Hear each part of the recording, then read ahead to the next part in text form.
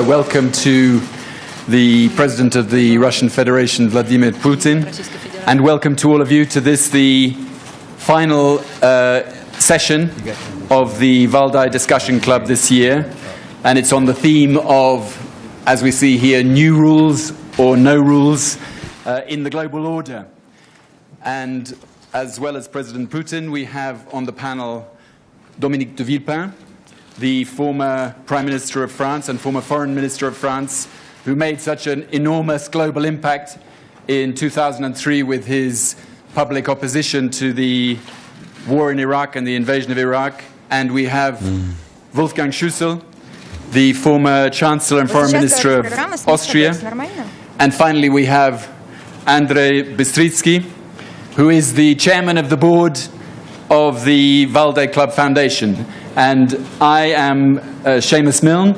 I'm a journalist on The Guardian in London, and I'm going to co-moderate this session with Andrei, who is now going to speak briefly to us to start the session off and explain about the results of our discussions over the past few days. Andrei. Спасибо. Thank you. This is indeed our final session of the 11th annual meeting of the Valdai Club, which was deliberating on the new global order and the game without rules. Since the previous meeting, we've had changes in the organization of our club. The president of our club and its participants are aware of it. The club has a new independent status, and its support foundation is now based on the Moscow State Institute of International Relations, the Supreme School of Economics, the Council for Foreign and Defense Policies of Russia. These institutions probably unite the cream of Russia's academic and expert community. We've spent these 3 days in interesting, heated discussions. Some of the issues, there were issues that did not invite a lot of argument. The fact that the global system is destabilized is apparent, and that the global system is now experiencing a transition, and that the end of the Cold War was not institutionalized, and that actually led to consequences. Moreover, we still don't have an understanding of who is responsible for supporting this sad world order. Even its definition needs to be clarified these days. A number of nations, including the United States, have decided that what happened in the 1990s was their victory and the unipolar world has a right to exist. But soon it turned out that the West was overstating their capabilities. Meanwhile, new players were coming up to the international arena, and they were capable of independent action. At the same time, mutual interdependence of nations is increasing due to the development of this globalized world. There were issues which showed that they were quite contentious, such as the nuclear arms issue. Some of the participants of the opening session believed that nuclear disarmament was the right solution. Others believed that nuclear arms played an important deterrence role, especially at the time when conventional weapons were evolving rapidly. There was also a discussion about whether we will see an end of the US power, or is this country is just at the peak of its power and influence. It would be naive and impossible to try to tell you the content of 3 days of deliberations in this brief speech. I can only tell you that generalizations will be published in the form of reports in a few weeks' time after the end of this meeting. Thank you very much. Thanks very much, Andrei. Now we're going to hear from President Putin, who's going to speak to us, and then we're going to continue with the session. President Putin.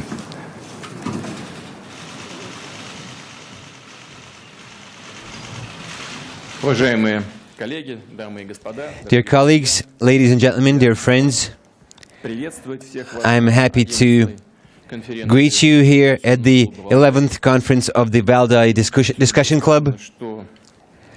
It has already been said here that this year the Valdai Club has new co-organizers, including some of Russia's non-governmental institutions, Russia's leading universities and think tanks. In addition, there was an idea expressed to add issues of global politics and the global economy to the issues of Russian development. I'm sure that these items on the agenda will strengthen the role of the Valdai Club as an important discussion platform. I also hope that we'll be able to preserve the so-called spirit of the Valdai Club, as in the openness, independence of thought, and the opportunity to speak your mind even when your ideas are not very orthodox. And I can tell you that I will not disappoint you either. I will speak bluntly and sincerely. Maybe some things I'm about to say will seem too harsh to you, but unless we speak our mind truly and openly, then it would be no point to meet in a format like that. And maybe it would be better to meet within a diplomatic format where no one says anything specific, and rephrasing the words of a prominent diplomat. You know, diplomats have a tongue to avoid speaking the truth. Well, we're not like that. We actually gather here to speak our minds, and we need some harsh and truthful assessments, not in order to debate with one another and point fingers, but in order to figure out what's been going on in the world and why the world has become ever less predictable and more prone to risks, and why the risks are increasing everywhere.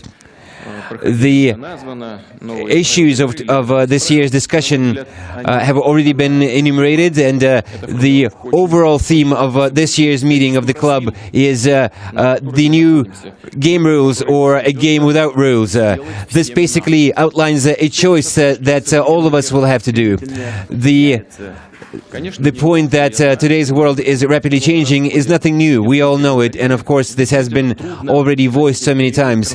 It is difficult not to see fundamental transformations in global politics, the global economy, social life, technology, and so on. I would like to apologize in advance for repeating some of the participants in their speeches, but I believe it's impossible to avoid that, because they did speak at length and in much detail, and I'm just expressing my opinions. I might actually agree with some of the things said by some of the participants, or disagree with others. But let's not forget analyzing the present state of affairs. Let's not forget the lessons of history. You know, changing a world order. And this is exactly what we're witnessing today. Usually, such changes would be accompanied, if not by a global war or conflict, confrontation, then at least by a series of local conflicts. Secondly, global politics are primarily about economic leadership, issues of war and peace, and humanitarian issues, including human rights. There have been a lot of contradictions building up in the world, and we need to ask one another in good conscience whether we have a good insurance against confrontation. Unfortunately, there are no guarantees that the existing system of global and regional security is capable of securing us against turbulations. That system has been seriously undermined and deformed. International, regional institutions for political, economic and cultural interaction are also experiencing serious crisis these days. Indeed, a lot of the institutions for preserving peace have been created a long time ago, following the Second World War. And the system used to rely not only on the balance of powers, not only on the balance of force, and not only on the rights of the winner, but also on the fact that the founding fathers of that security system used to respect one another. and they did not try to extort something from one another by force. They were forced to seek compromise with one another. That system, despite all of its flaws, enabled the world to stay within some limits and tried to somehow mitigate the natural competition of nations, of states. The system of checks and balances that took decades to create and develop, it was something that we should not have destroyed without proposing something to replace it. Because if we had disposed of those institutions, then we would have been left with nothing to deal with the modern-day global challenges. Unfortunately, the United States, who consider themselves the winners of the Cold War, believe that there is no need in those checks and balances. And instead of trying to secure stability in the world, they actually took measures that led to a strong disbalance. The Cold War is over, but it was not over with the signing of peace. It did not end with clear-cut arrangements about some rules and standards to be observed. We have an impression that the so-called winners of the Cold War decided to get the most out of the situation, exploit it as much as possible, and refashion the whole world in accordance with their own interests and ideas. If the entire system of international law and the checks and balances were an obstacle to their intentions, they were immediately proclaimed to be outdated, obsolete, and subject to destruction. This is how a nouveau riche behaves, someone who unexpectedly gets a fortune. They start squandering their gains, believing that this will last forever. And I believe the West has made a lot of blunders because of that. We've entered into a period of mistrust in international politics, and international law used to had to be tramped by issues of political rationale and pragmatism. Total control of international media enabled our counterparts to pass something white for something black and to spin their stories any way they wanted. The opportunity to dominate the war, the abundance of satellites sometimes led to the fact that they were trying to impose their own recipes as something universal. That group had so much ambition that their own opinion developed behind closed doors were peddled as some universal values. The very idea of state sovereignty became relevant. And there was this idea sold that any ruling regime was all the more legitimate than it was loyal to this group. I will give you an opportunity to debate what I'm telling you, and you'll be able to ask questions, but do try to prove me wrong.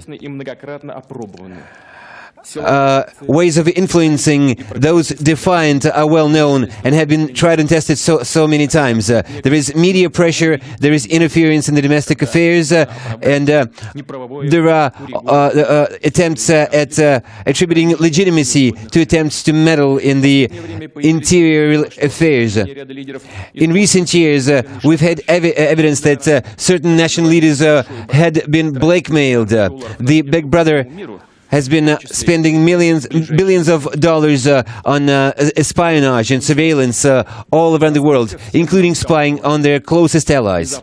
Let's all ask ourselves, how comfortable and safe do we feel living in a world like that? How just and how rational is it?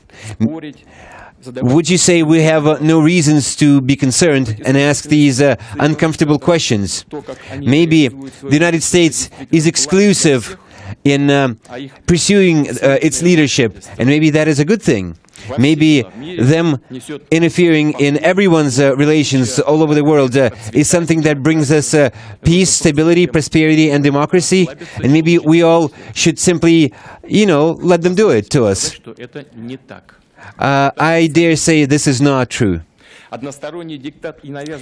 Unilateral dictatorship and imposing their own templates on us has actually led to something that was very contrary to what they had intended.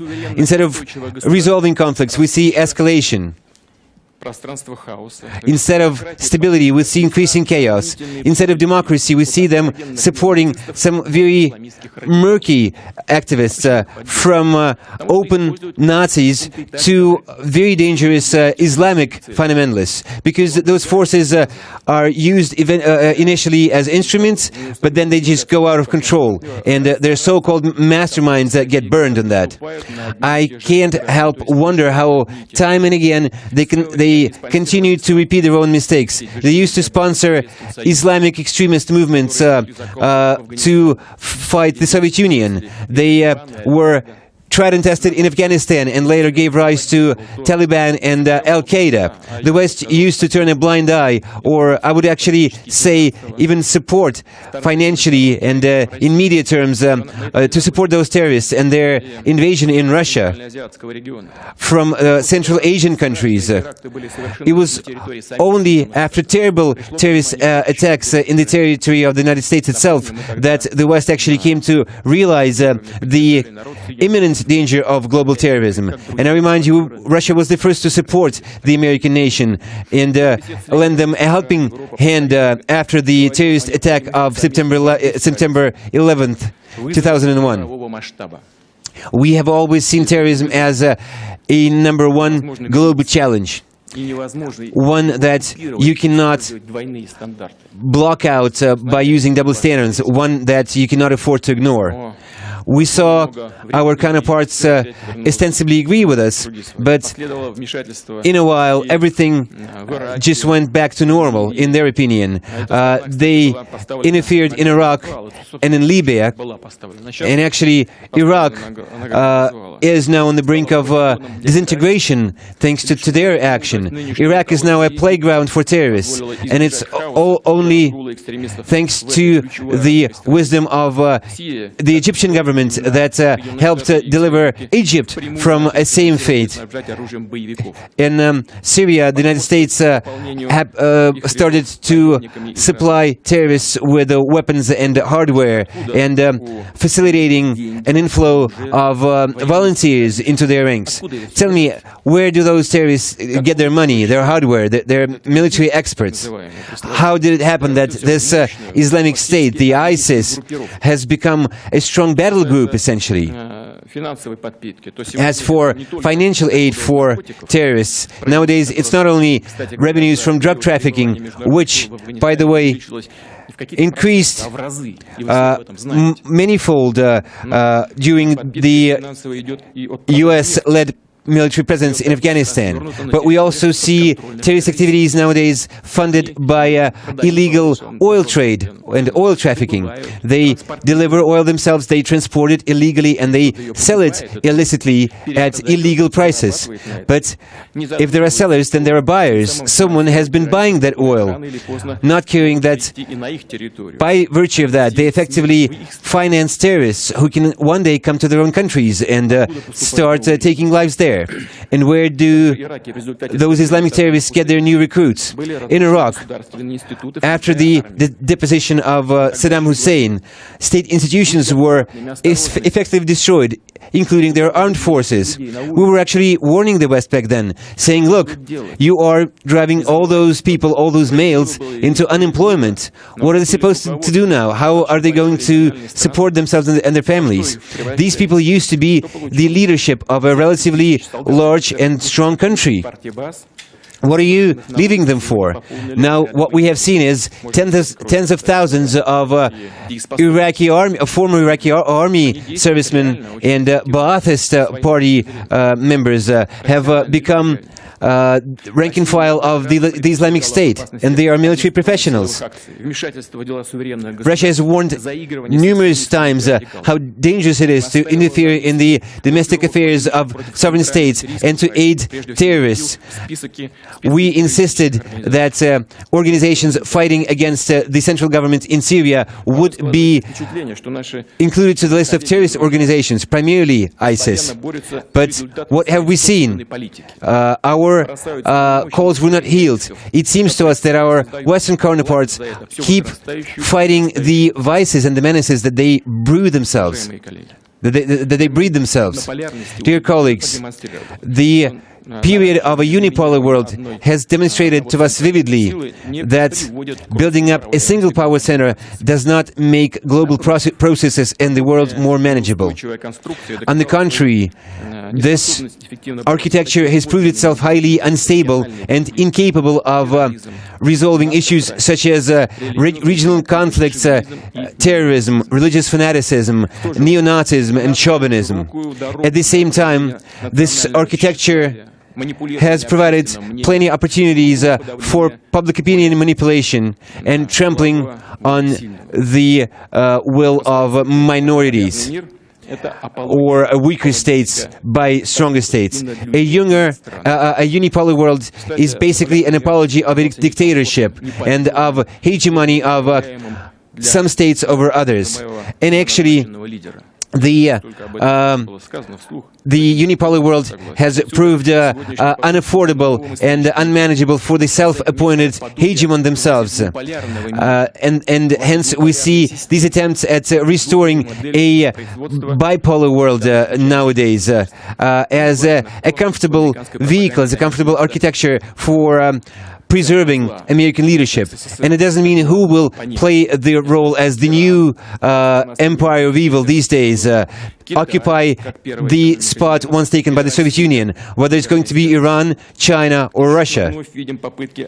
Once again, we see attempts to split up the world, to draw dividing lines, to hammer together coalitions aimed against someone specifically rather than in favor of something. Shape an image of an enemy, same as it was back in the time of the Cold War, and get this kind of effective leadership. We all remember how it was at the time of the Cold War. The US used to tell their allies, we have a common enemy, a common foe, that is an empire of evil.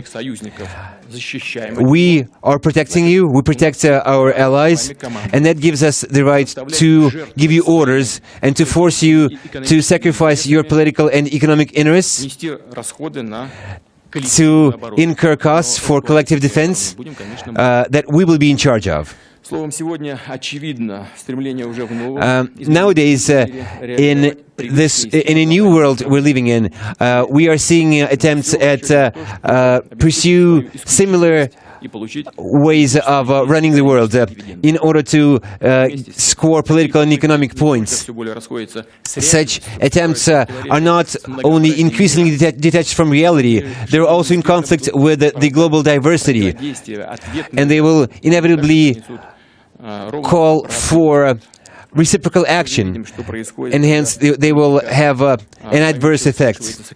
We see what happens when you mix politics with the economy, and when you substitute a logic of cooperation with a logic of confrontation, even when it is contrary to national business interests.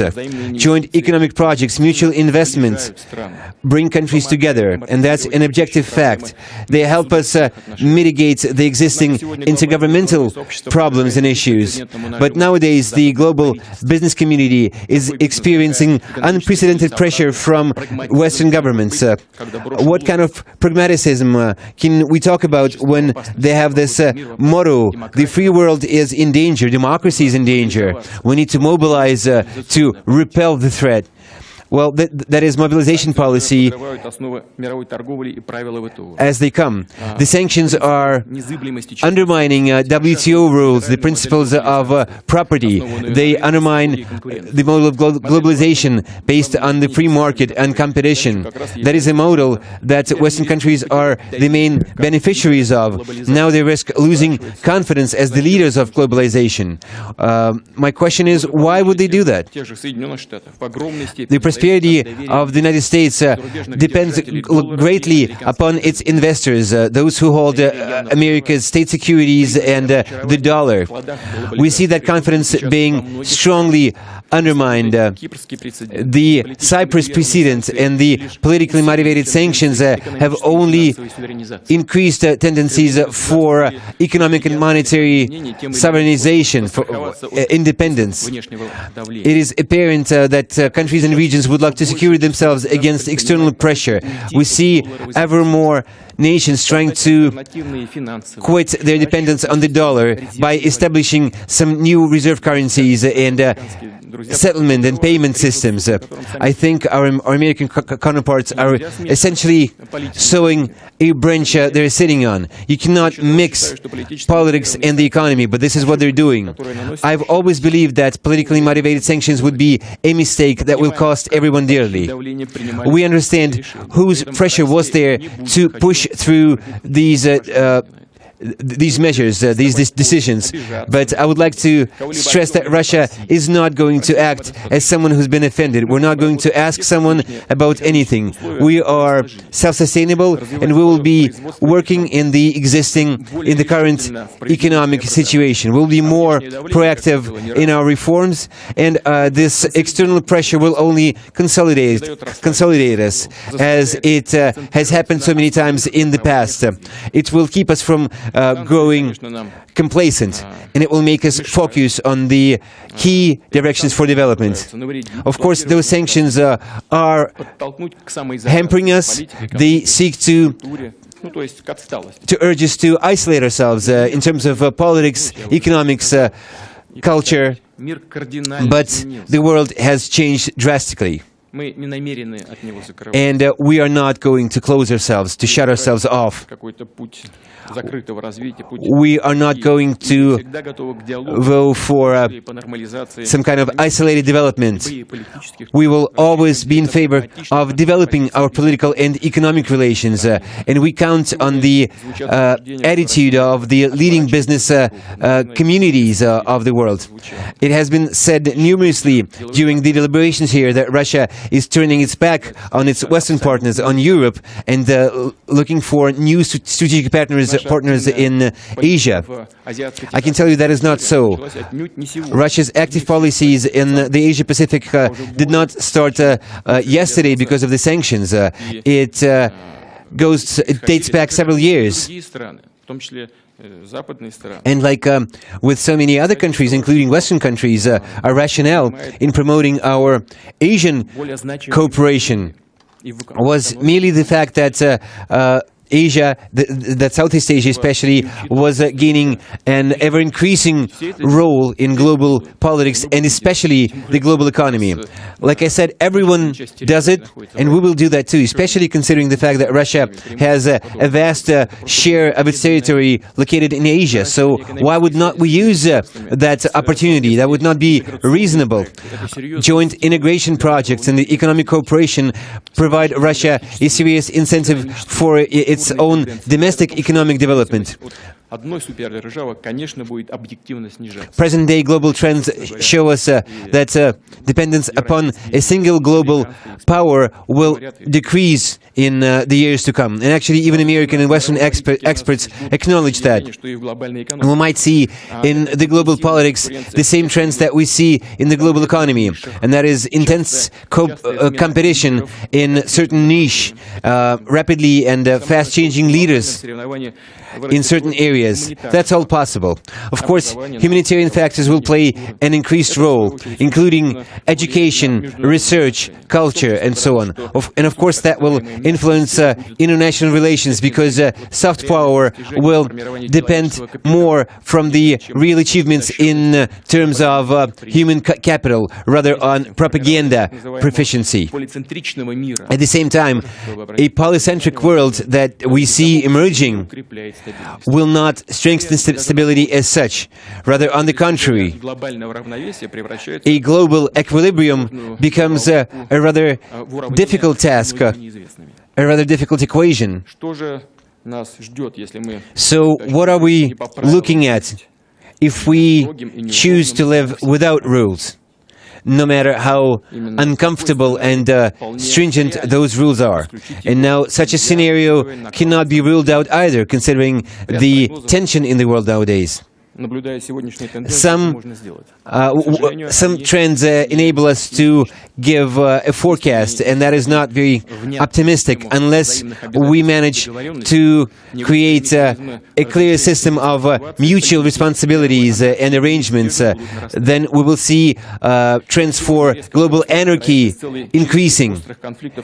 Even today, we see an increased risk of conflicts, of a number of conflicts involving a number of large powers, and together with traditional state-on-state contradictions and disparities, you actually see new types of conflicts at the borders of some global civilizational areas or masses. We see those borderline states becoming the arena for conflicts. We will speak about Ukraine a lot, but of course I think that this conflict reveals the whole split and the whole cleavage, and I don't think this is the last conflict we are to see. This conflict can actually touch off the process of destruction of the non-proliferation conflict, and it was the US that actually started that process by quitting on the non-proliferation treaty in 2010, and they continue doing that by pushing through with their global missile defense program that they've been consistently implementing and pursuing. And I would like to emphasize that Russia was not the one who started it. We are going back to a situation where countries are only kept from conflicting with one another by a mere deterrence, by a fear of a global war.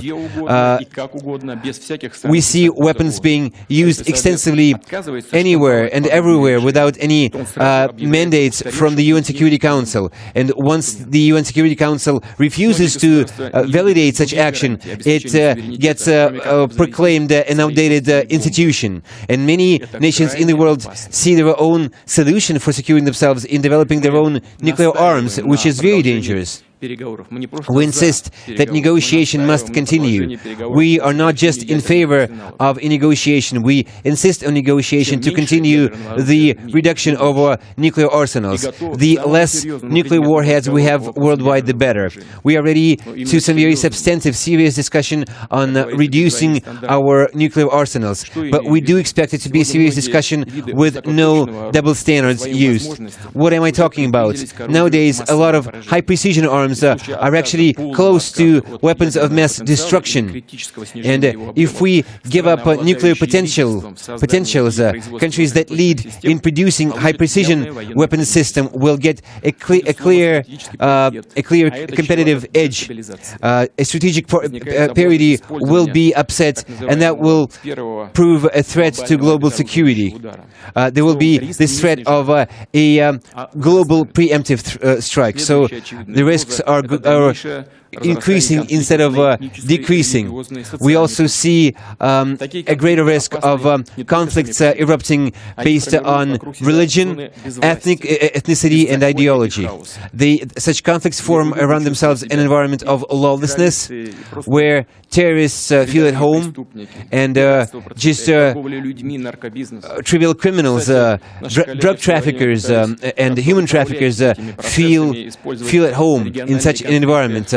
our Western counterparts used to try to exploit those situations by engineering so-called orange revolutions and by trying to court these extremist movements. But now the genie is out of the bottle, and we see that even those proponents of this managed chaos concept, they don't know what to do with that genie anymore. We see growing discussion and debates in the Western academic and expert community. It would be enough to look at the headlines in the Western media. The same people are first portrayed as fighters for democracy and then as Islamic radicals. First, the Western media tell us about people's revolutions, and then they get described as coups and riots and unrest. In such a situation, it is high time we tried to agree on the basic things. It is extremely important.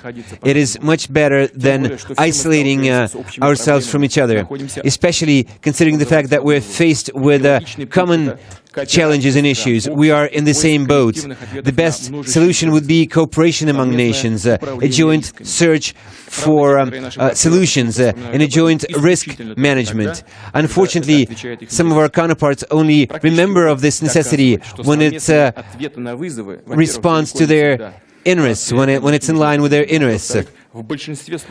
Unfortunately, such objectives are too difficult to achieve sometimes. So difficult it is to overcome our disagreements, especially when talking about countries with various historic and cultural backgrounds. Nonetheless, we do have historic examples when common principles and common values would actually help us achieve some success. I can remind you of the Syrian chemical weapons issue and the Iranian nuclear program negotiations, our work on the North Korean track. It also has a record of some positive results. Why not use this experience in the future in addressing regional as well as global issues and challenges? What could be a legal basis for a new world order that would provide for stability and security while stimulating competition and preventing new monopolies from emerging? I don't think anyone would be able to give a comprehensive and exhaustive recipe or recommendation to this end. It will take joint activities, joint effort by governments, the expert community, the business community, and fora such as this one. But it's obvious that we can only arrive at some specific results if the global players will agree on some basic interests and on rational self-restraint.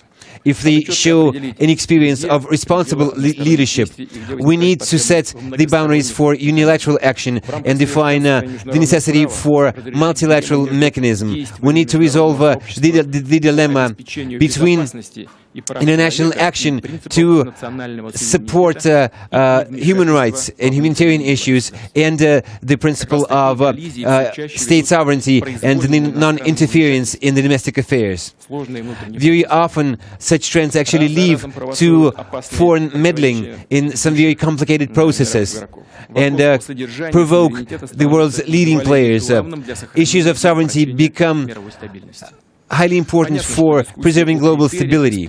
Of course, discussing criteria for the use of force is a very difficult one, and it can hardly be separated from the interests of specific countries.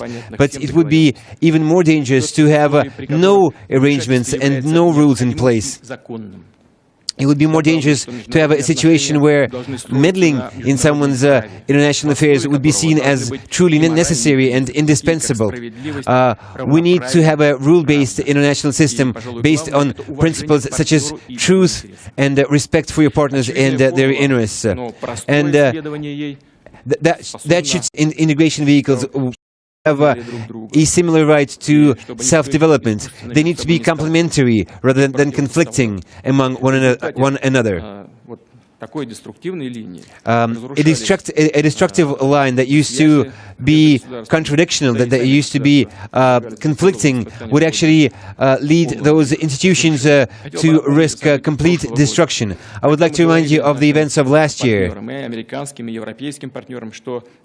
We used to warn our American and European partners that a hasty decision, a hasty backdoor decision on an association agreement with Ukraine was fraught with risks, and we were not even hinting at political risks. We only meant risks for the Ukrainian economy, because such rapid, hasty steps would actually influence the interests of third parties, including Russia as one of Ukraine's major economic partners.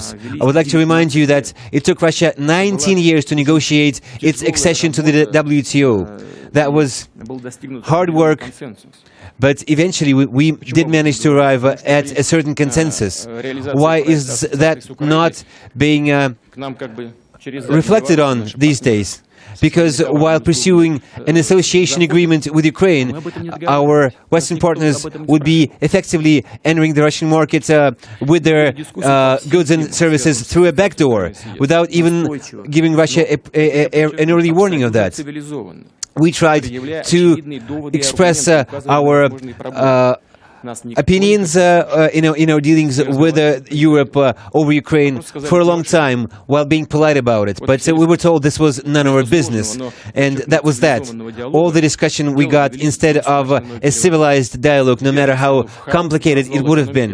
So, at the end of the day, they've thrown two nations into a mutual conflict, with thousands of victims, with that much money being spent, with that much infrastructure being destroyed. And I've been asking them why. No one can answer me. They just shrug their shoulders. Well, you should not have supported those developments to start with. Like I said before, the former Ukrainian President Yanukovych had signed all the agreements and agreed to everything. What was the point of toppling him? Was that a civilized way of dealing with the situation? I believe those who continue breeding those color-coded revolutions, they consider themselves some kind of genius masterminds, and they just cannot stop.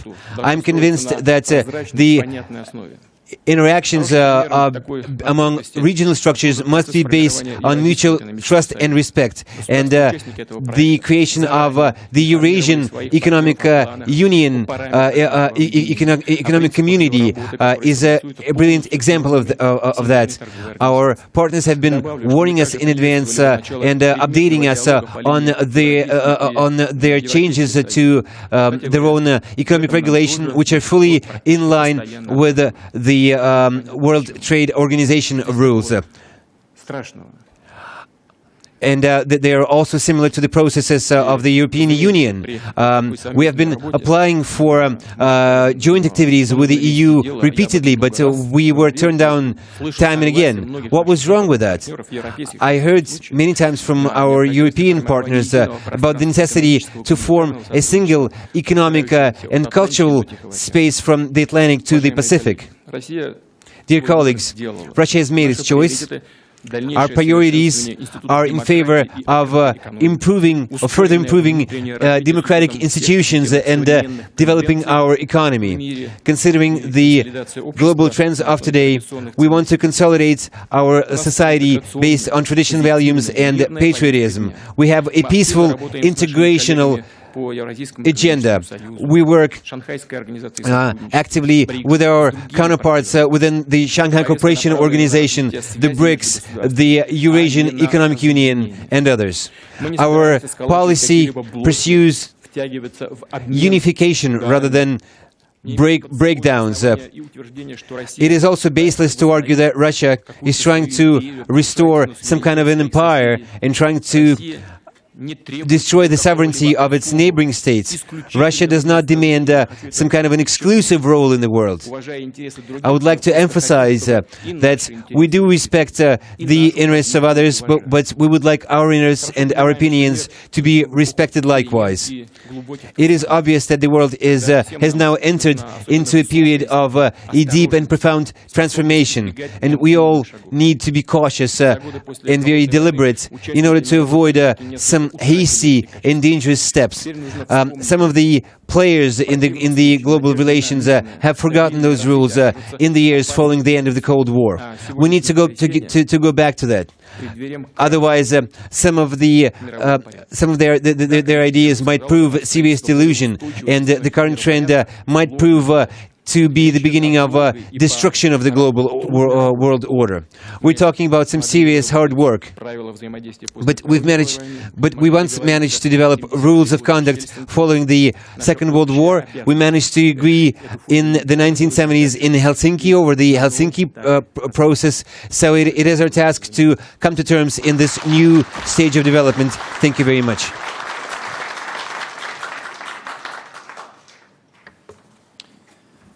Thanks very much, President Putin. We're now going to hear from Dominique de Villepin, who's going to speak for a few minutes.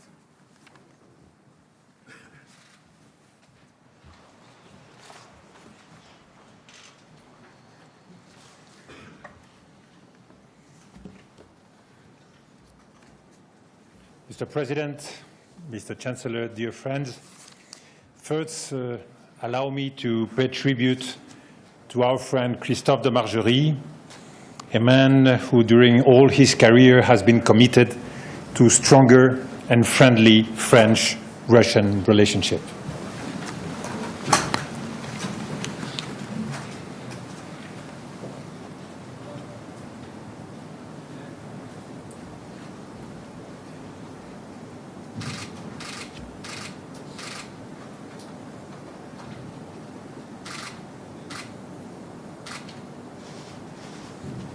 Thank you.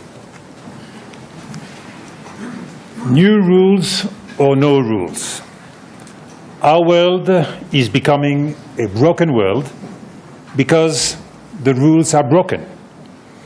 A game with rules, a sport with rules, is better than a game or a sport with no rules. And I'm speaking here in front of a champion of martial law, martial arts.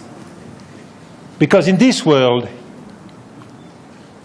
things are more predictable, things are more stable, things are more secure. Rules are necessary in international relations, and a great number of rules has been developed through centuries. They are today our international law written in the UN Charter, as well as, for example, the Charter of Helsinki. But rules also need to be interpreted, and that's one of the first problems. Today, every nation interprets them in the light of its own vision. There is no common interpretation anymore.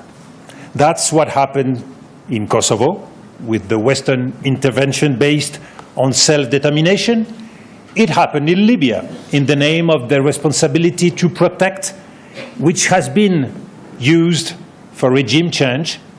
It happened in Crimea in the name, again, of self-determination. Last of all, there is no agreement, and that's the second problem, on how and by whom they shall be enforced. This is the sad experience of the unilateral operation in Iraq in 2003. This is the lesson of the international coalition's operation in Syria and Iraq this very year. Why don't our rules work anymore? There is one reason, one main reason. It's the feeling of humiliation and double standards. It's the result of 2 centuries of Western domination that is receding through economic emergence and giving way to multipolarity. It is also the result of 20 years of unilateralism that have, on the other side, created new frustrations and impressions of marginalization in the Middle East as well as here in Russia.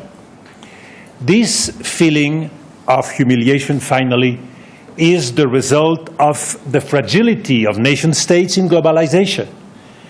States have been weakened, and doubts have been arisen within the nations. This is creating a spiral of mistrust.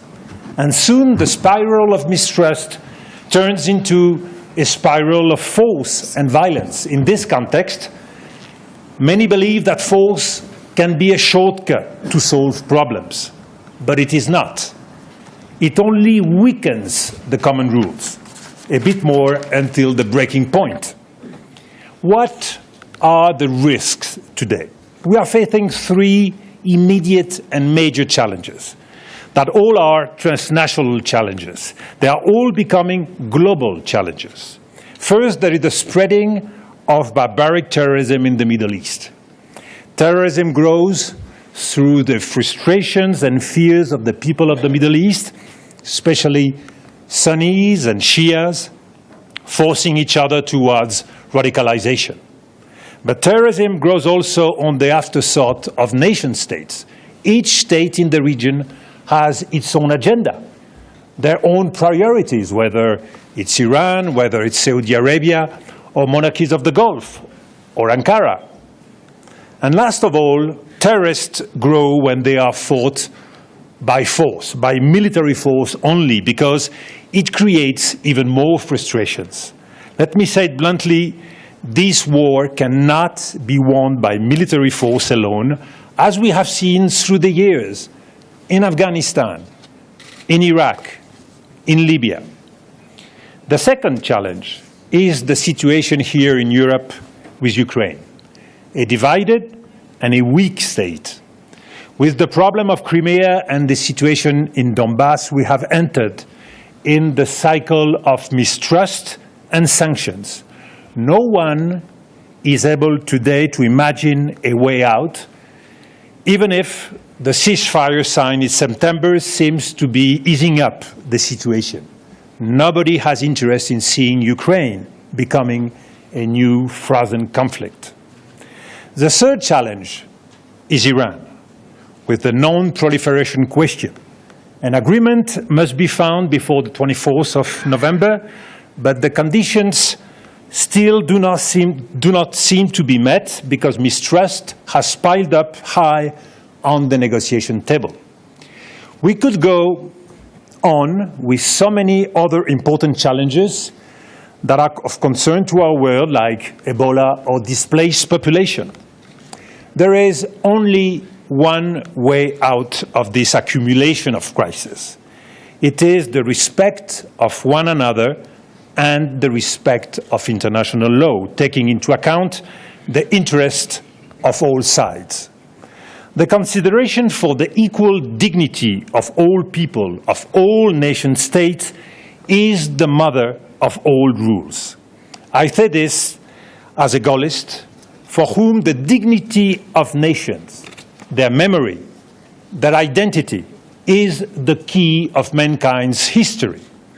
Respect of the rules means an active and pragmatic diplomacy with a very clear political strategy, a political strategy which is missing today in every crisis. The use of military intervention should always be limited and decided in common with strong legal grounds under the UN authority. In 2003, I don't forget that we stood together, Russia with President Putin, Germany with Chancellor Schröder, France with President Chirac, to defend the framework of the UN against the risk of unilateral action in Iraq. Using the rule of good diplomacy in the Middle East would imply today a certain number of changes. First, a strategy of more inclusive governments. In Iraq, for example, the Sunnis should be recognized a bigger place in the government. We have a new government in Iraq. But do we have a new administration? Do we have a new army? Do we have a new openness of the society? Second, a strategy of diffusing tensions between Shias and Sunnis, starting by better relations between Saudi Arabia and Iran, the Sunnis and the Shias. Third, we need a strategy of local peace. It's of course very important to try to have a global strategy with a global peace, but we should be more pragmatic. Each time it is possible to go ahead with a new peace, a new settlement, we should take it. and reduce the number of crises. We need solutions for the Near East, and this means, I believe, the recognition of a Palestinian state with the new union government of Fatah and Hamas. We need solutions for Syria, for preparing an inclusive transition government to stop the bloodshed, nearly 200,000 people killed, to allow an organized fight against the threat of ISIS and avoid the possible destabilization of Jordan and of Lebanon. A world based on respect means pragmatic cooperation, and pragmatism is not at the rendezvous today. The world needs Russia. How could we imagine finding solutions in the Middle East or reaching an agreement with Iran without Russia? But Russia, we must say also, needs the rest of the world, in particular for its economic recovery and financial recovery and industrial diversification. I am a European of conviction, and I know Europe and Russia have a common destiny and a common future. But today we need a vision for common projects. We need new symbols of exchanges on youth, on education, on culture, on innovation, as well as common projects of infrastructure to bind together the continent. Europe represents half of the Russian exports.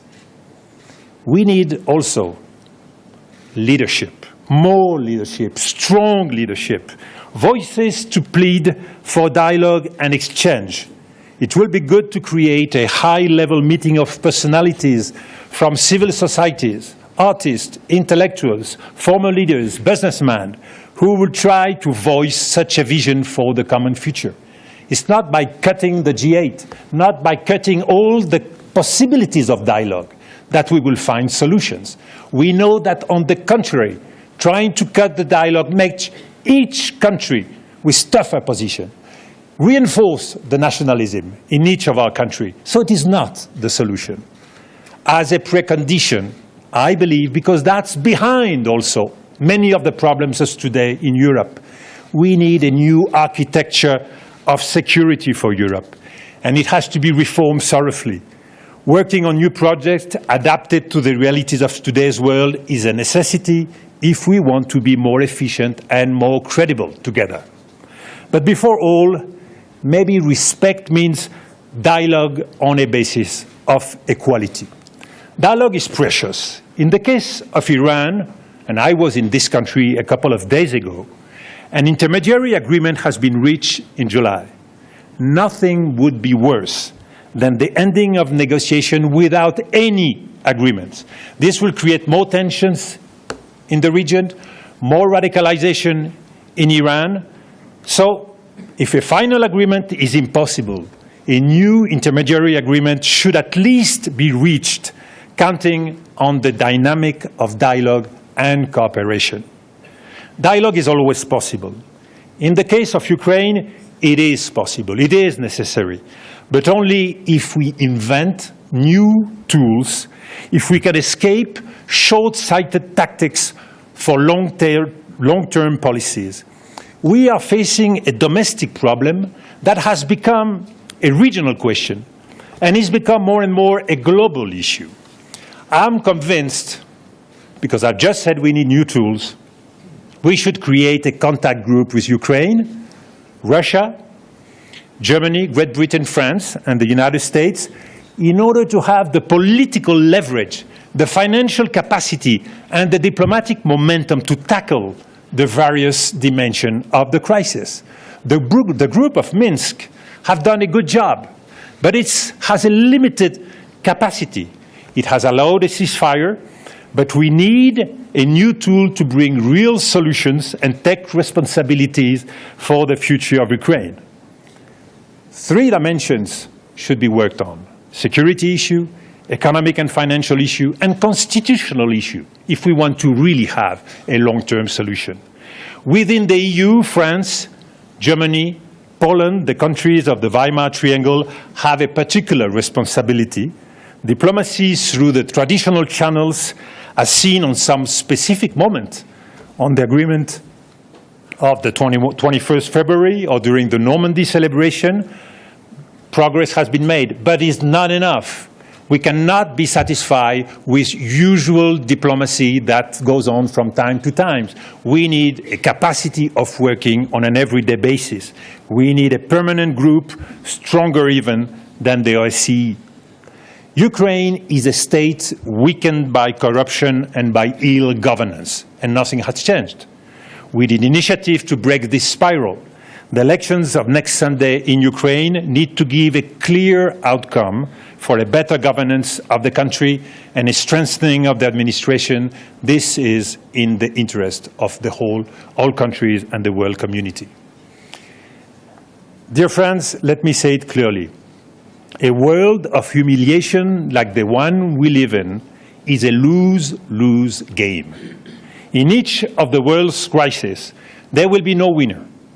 There will be only a radicalization of all parties under the pressure of overheated public opinions. I want this to be my message today. A strong dialogue is possible. A dialogue grounded in the respect of differences, in memory and history, in the principle of independence and equality of all nations. This hope is the legacy of the French-Russian relationship, the legacy of the common fight in the times of Normandy-Niemen Battalion, the legacy of the relationship that was deepened in 1966 during the trip to Moscow of General de Gaulle. This is the spirit of peace we need to renew again today. Peace needs choices.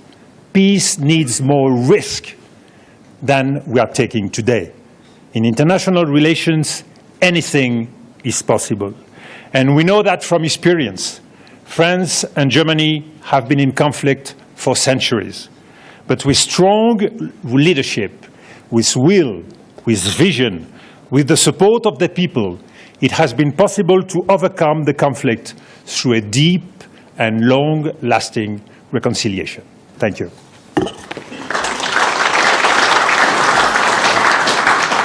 Thanks very much, Dominique de Villepin. We're now going to hear from Wolfgang Schüssel, who's going to take the podium. Thank you, moderator, President Putin, Dominique de Villepin. Thank you very much for inviting us, and let me congratulate the Valdai Forum for this excellent paper prepared by Professor Fyodor Lukhanov and Ivan Krastev, preparing a discussion paper for the discussions today and yesterday. And I will grab up some words from President Putin. First, it should be an open and frank debate. This is among partners, among intellectuals, among politicians, present or retired politicians. It's important to speak frankly and direct. Second, President Putin said clearly, Russia does not want to go back to imperial power, to the past, whatever. Third, Russia is interested in dialogue and is interested in strengthening the multilateral institutions and the multilateral rules. This is important. And therefore, the question, new rules or new rules, is quite important to answer. First, no rules. I think this is out of the debate. No rules. We had that in the past, in centuries ago, medieval times, whatever. At that time, 1,000 years ago, 200 people per 1,000 people died from the hands of men. 200 out of 1,000. Today, it's less than 1 per 1,000. Although we have enormous problems, we have difficult regional conflicts, we have wars, 500 wars during the last 10 years. But nevertheless, it's a much more regulated and peaceful world than centuries and 1,000 years ago. So let's stick to rules. But there is an alternative. Before we ask for new rules, I think we should strengthen existing rules. And Dominique de Villepin and also President Putin already mentioned the existing rules. For instance, here in Europe is the Helsinki Charter, created in year 1975. The Helsinki Charter was signed by all participants and later on by those who created their own independent states later after 75. And the principles are quite clear. First of all, each participating state will respect the rights inherent in sovereignty. They consider their frontiers can be changed. There's no doubt about it, can be changed, but in accordance with international law, by peaceful means and by agreement. So negotiated and peaceful, this is the key issue. Everything is possible, but negotiated and peaceful. And the principle of non-interference in internal affairs is written down in the Helsinki Agreement, in the Helsinki Charter. And what was the concerning issue in the Ukraine crisis, Crimea first and then Donetsk and Lugansk, was that for the first time since World War II, the borders were changed without an agreement. The interesting thing for me is the same arguments you rightly, by the way, rightly mentioned in the case of Kosovo and in other areas are now used in the opposite direction. So I think we should be serious. We have existing rules. And I think it is absolutely necessary to strengthen the multilateral institutions, to bring up, to stick to our commitments, and everything is possible if trust and confidence is there. Dominique de Villepin is completely right. The world is much more complicated and different today. We don't have any hegemon today. There is no unipolar world anymore possible. Not even America, not even the Americans think they can run the world. Impossible. They cannot run one or two conflicts at the same time. It's impossible for them. Look to the dependence in monetary issues, in financial areas, in the economic situation, in political talks. It's impossible to run from one point the world. We are entering in a multipolar world. We are entering in an independent, interdependent world where everybody is sitting in the same boat and is de facto affected what is happening elsewhere. And especially, I think, large countries should be aware what happens here has consequences elsewhere. Our friend Wolfgang Ischinger, a lot of us know him quite well, has now a second conference of like the Munich Security Conference in India. And the Indians are very much aware and precisely looking to Europe. What is happening here? Because look, we in Europe, we have a network of regulations, of contacts. This is not the case in Asia, by the way. This is much more difficult in this area. So what happens here is seen in other areas of the world. And the problems, autonomy, independence, looking the strive for independence, for sovereignty, for separation, this is not only here. In some areas, it is the same in Africa. Look to Sudan, Middle East, Palestinian question.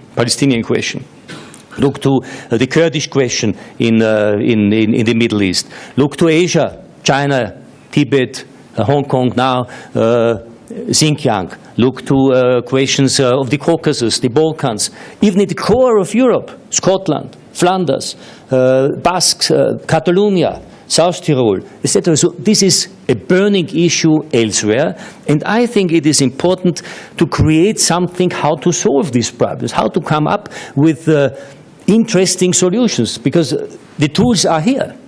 For instance, we Austrians, we had our South Tyrol question. South Tyrol was always part of Austria. And we had terrorist attacks in the year 1960, end of 1960s, beginning of 70s. Italy at that time blocked Austrians' desire to become member of the European Union, at that time European Community, due to these cases. Today it's solved. I mean, the tools are here. What is needed is a kind of an academy, a platform to discuss and to offer these tools to those who are interested to get the right information.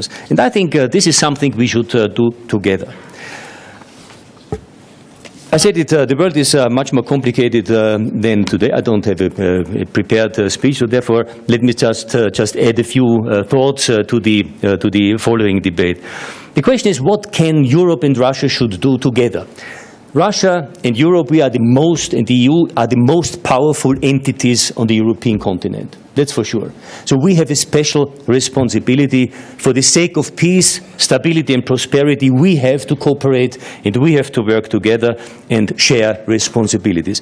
And both speakers, President Putin and Dominique de Villepin, mentioned the case of Ukraine. I'm a born optimist, I tell you frankly.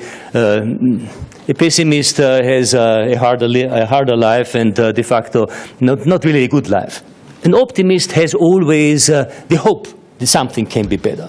And my hope is, and this is something which I want to transfer to you, Mr. President, we should create a kind of a process, step to step, a gradual approach how to come out of this downward spiral of distrust, as you both mentioned it. We need an upward spiral of trust, confidence. What is possible? First step, someday, I hope, optimist, as I am, the moderates will win in Ukraine. And I'm sure, I hope it. And I think the polls are quite good in this direction. Second, next Wednesday, I hope there will be an agreement on the energy package between Russia and Ukraine, moderated and mediated by the European Commission, and of course guaranteed by the European Union. This is important because winter time is a challenge not only for Europe, for the EU countries. It's the more a challenge for Ukraine, for Donbass, for all these areas. So there is the need, and I think we are quite close to such an agreement. We should support it. Third point, the local elections. The local elections are part of the Minsk agreement. So there is no doubt about it. There is written in the Minsk agreement, signed by also the people from Donetsk, that the local elections should be held according to the Ukrainian law. And I think it would not be good to have it 1 week after the parliament's election in Ukraine. So I think there is a need to prepare it and to do it in December, whatever, to get responsible and legitimate spokespersons to negotiate with the government in Kiev and with the international community. A lot of very difficult issues have to be settled. The question of the coal transports, the question of how to rebuild the economy, completely destroyed in the Donbass sector, about financial regulations, how to transfer money from one city to another. So it is important to have legitimate voices representing the people of Donbass and speaking with the government in Kiev. This is important. So local elections, but according to what is agreed in Minsk. And then the ceasefire. The ceasefire is still very shaky. Every day, 8, 10, 12 people die, which is not good.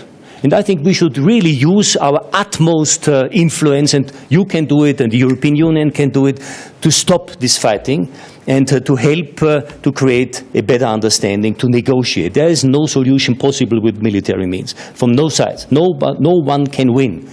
But it could be a lose-lose situation for everybody.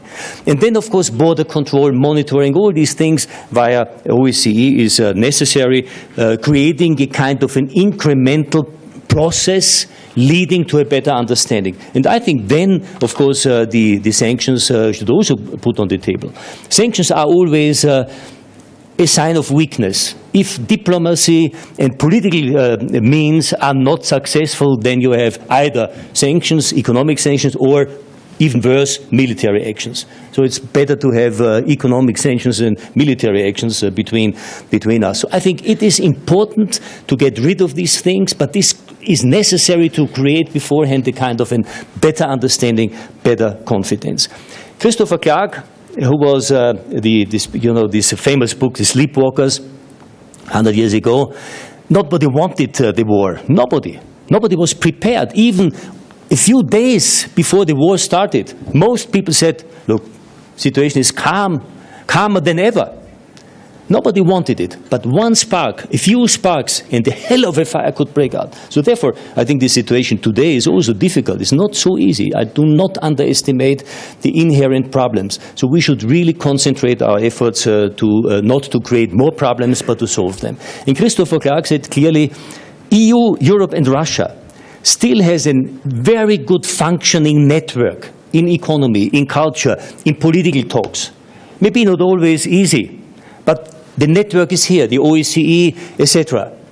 In Asia or in the Middle East, there are no similar organizations or similar platforms like, let's say, the OSCE or these regional platforms. So I think it is important first to strengthen the rules, not no rules, but strengthening and obeying the existing rules.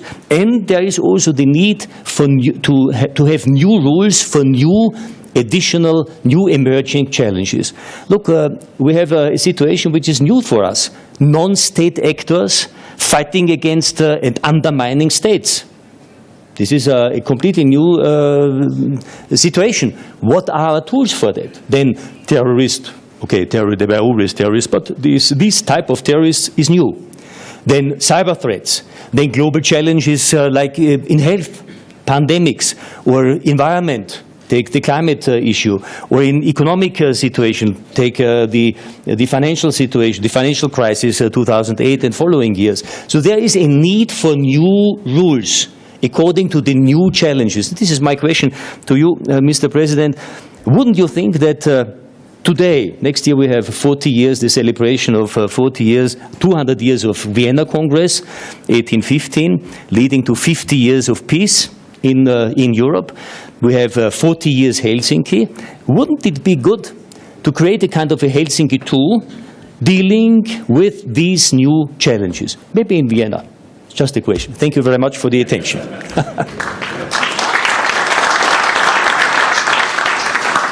Thanks very much, Wolfgang Schüssel. I wonder whether the President could reply to Wolfgang's question about Helsinki 2, whether that's the next step to implement the kind of thing he was talking about.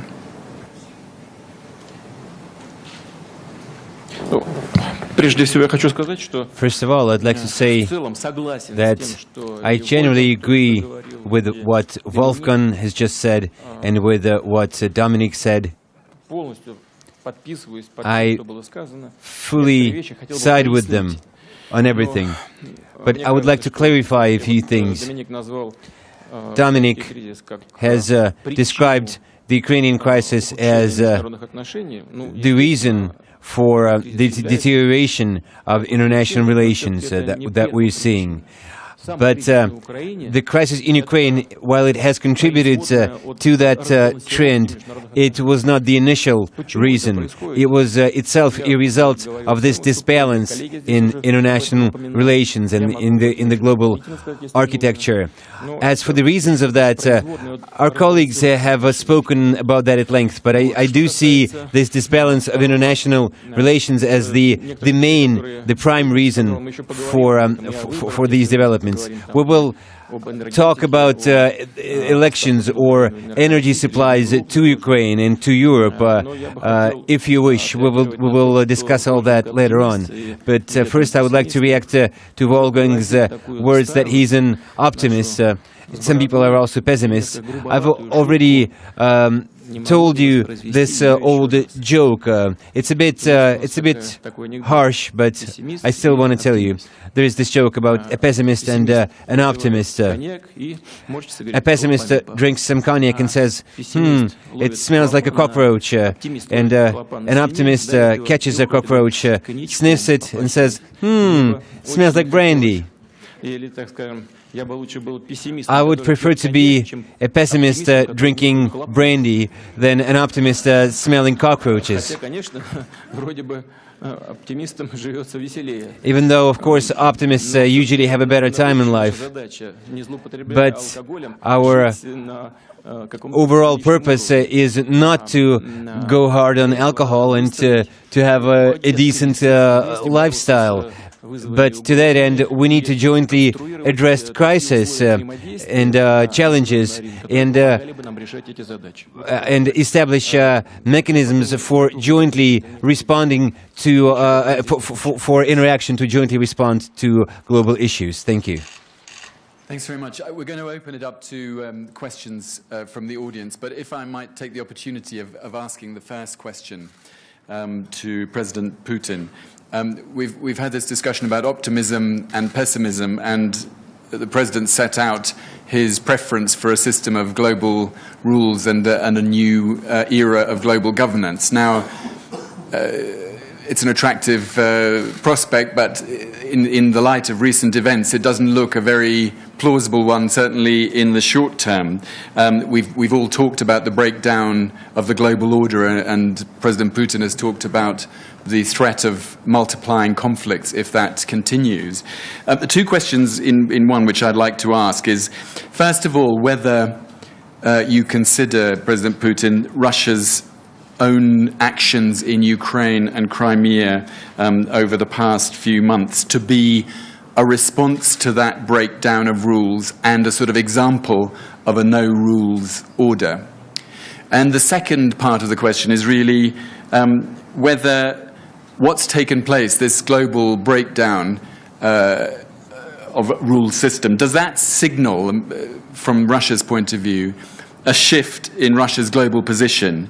It's been said here in the past couple of days that Russia can't lead in the current global order, but it can decide who leads. I wondered whether that's your own view. Я попросил бы вас все-таки еще раз сформулировать вторую часть. I would ask you to rephrase your second question. What was your second question, actually? The point is that that it's been said here that that Russia can't aspire to a leading position in the world, given the circumstances in the aftermath of the collapse of the Soviet Union and so on, but that it can decide who will be the leader, and that there might be a shift in Russia's global position and orientation as a result of this global breakdown. The speculation is about, you know, as you mentioned yourself, relations with the Far East and a new system of global alliances around that.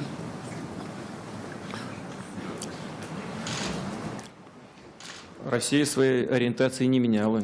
Russia has never changed its orientation. We are a country of traditional tastes. We are oriented toward cooperation and toward a joint search of solutions. We don't presume we don't presume to be global leaders. We don't aspire for global leadership. This argument that Russia seeks global domination, that is just false.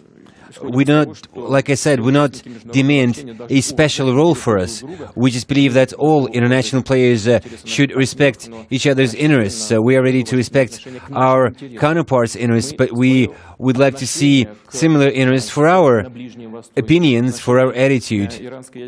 We have expressed our opinions on the situation in the Middle East, on the Iranian nuclear program, on the North Korean issue, on global terrorism, global cybercrime or drug trafficking. We have never changed our priorities. We have never altered our priorities in these areas, even notwithstanding some unfriendly action by our Western counterparts initiated and led by the United States. That has never made us change anything in our behavior or in our attitude. But of course, everything has its own boundaries, and I do believe that if Russia were forced to change its policies by some external factors, that could be possible. But so far, as long as we don't have this extraordinary situation, this emergency situation, we are not planning to do anything like that. As for Russia's actions in Crimea, I have said that many times, but I can repeat it if that is if it's necessary. The UN Charter, in its very first article, provides for the right of nations to self-determination. And that is actually proclaimed to be the purpose of existence of the United Nations. And I don't see why the residents of Crimea cannot be entitled to that right, same as the residents of Kosovo. Why is it that, in one case you call a spade, and in another case you don't? We will never agree to this difference in approach. And then no one ever pays attention to that, but I will specifically point you to this fact. What has happened in Crimea is, first of all, initially, there was a coup d'etat in Kiev. No one actually calls it that way, but that was so obviously an armed revolt, an armed uprising, a coup d'etat. In some regions, the people did not understand what was going on, and in other regions, people got scared. They got scared of radical nationalists coming to power, including some of the neo-Nazis.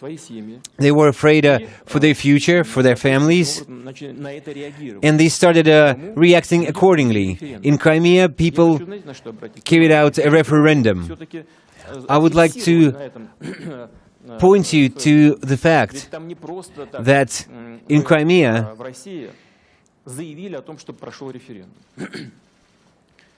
it was not merely Russia announcing that there was a referendum in Crimea. It was an absolutely legitimate representative governing body, the Parliament of Crimea, that took the decision on holding a referendum. And it was actually elected several years ago in accordance with Ukrainian law, way before the recent events. And it was based on that very referendum, same as in Kosovo. Crimea issued its declaration of independence and applied to the Russian Federation for accession. No matter what they say, no matter how they look for shortcomings, they look for flaws with that referendum and with that decision, they are unable to actually find anything. The UN court stated clearly that the agreement of supreme authorities, that was its decision on Kosovo, that the central authorities' reaction is not necessary for a territory to proclaim its independence. That was its verdict as regards Kosovo. And I keep thinking back to what people used to say about that in ancient times. If you remember this aphorism, what Jupiter is entitled to, an ox is not. But we cannot agree to that. We cannot agree to those rules. An ox might not be entitled to something like that, but let me tell you, the bear is not asking anyone for permission.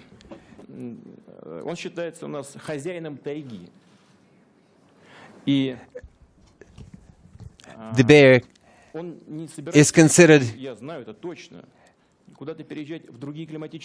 a strong and very traditional animal. The bear does not seek to travel to other places, to migrate to other parts of the world, but at the same time the bear will not give up its taiga to anyone, will not surrender its taiga. Now, we all have experts gathered here, and we all act and talk like diplomats. So let's talk like professionals. What happened in the world was the former bipolar system, which included the Soviet Union once, fell apart. The Soviet Union was no longer, was history. All the rules that had existed previously were created, were developed for this bipolar system, even though the Soviet Union was dubbed a third world country with nuclear missiles. That could be true, but it did have a lot of missiles. And it had these prominent political leaders, such as Nikita Khrushchev, who used to bang his shoe on the podium in the United Nations. And, you know, the Western leaders would think, you know, we better not mess with those people. What if they actually do shoot their missile at us, you know? Once the Soviet Union was history, the West was tempted to act however it wanted. They thought they didn't have to take Russia's interests into consideration anymore. They believed Russia had experienced a transition since being the Soviet Union.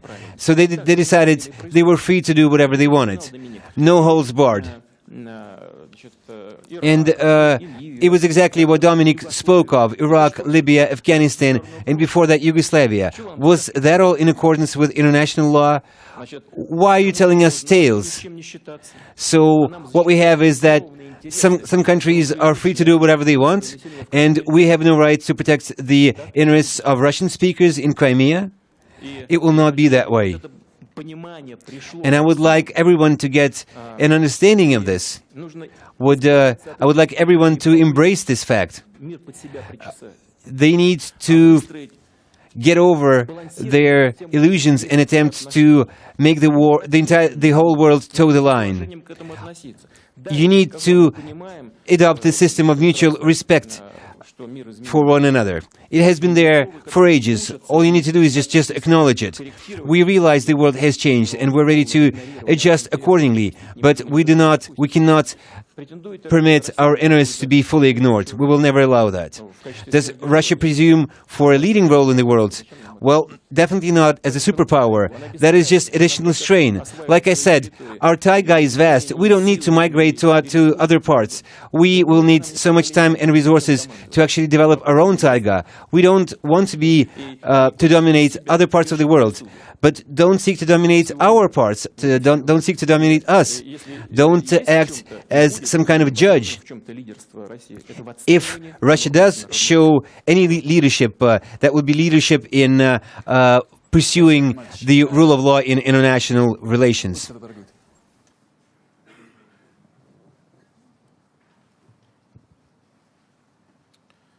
Thank you.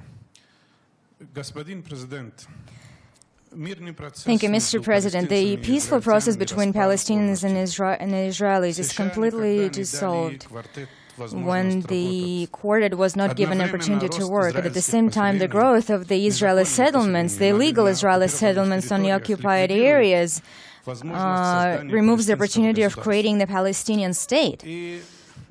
And we've just seen a very strong attacks on Gaza. What does Russia think about such an intense and stressful situation in the Middle East?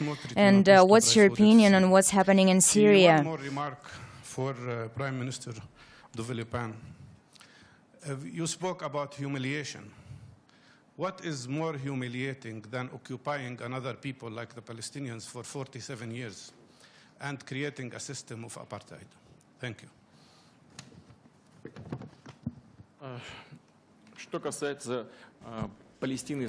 As far as the Palestinian and Israeli conflict is concerned, it's easy for me to comment on this one because, first of all, I need to tell you, and I think it's pretty apparent, in recent decades there was a very serious transformation of Russia's relations with Israel.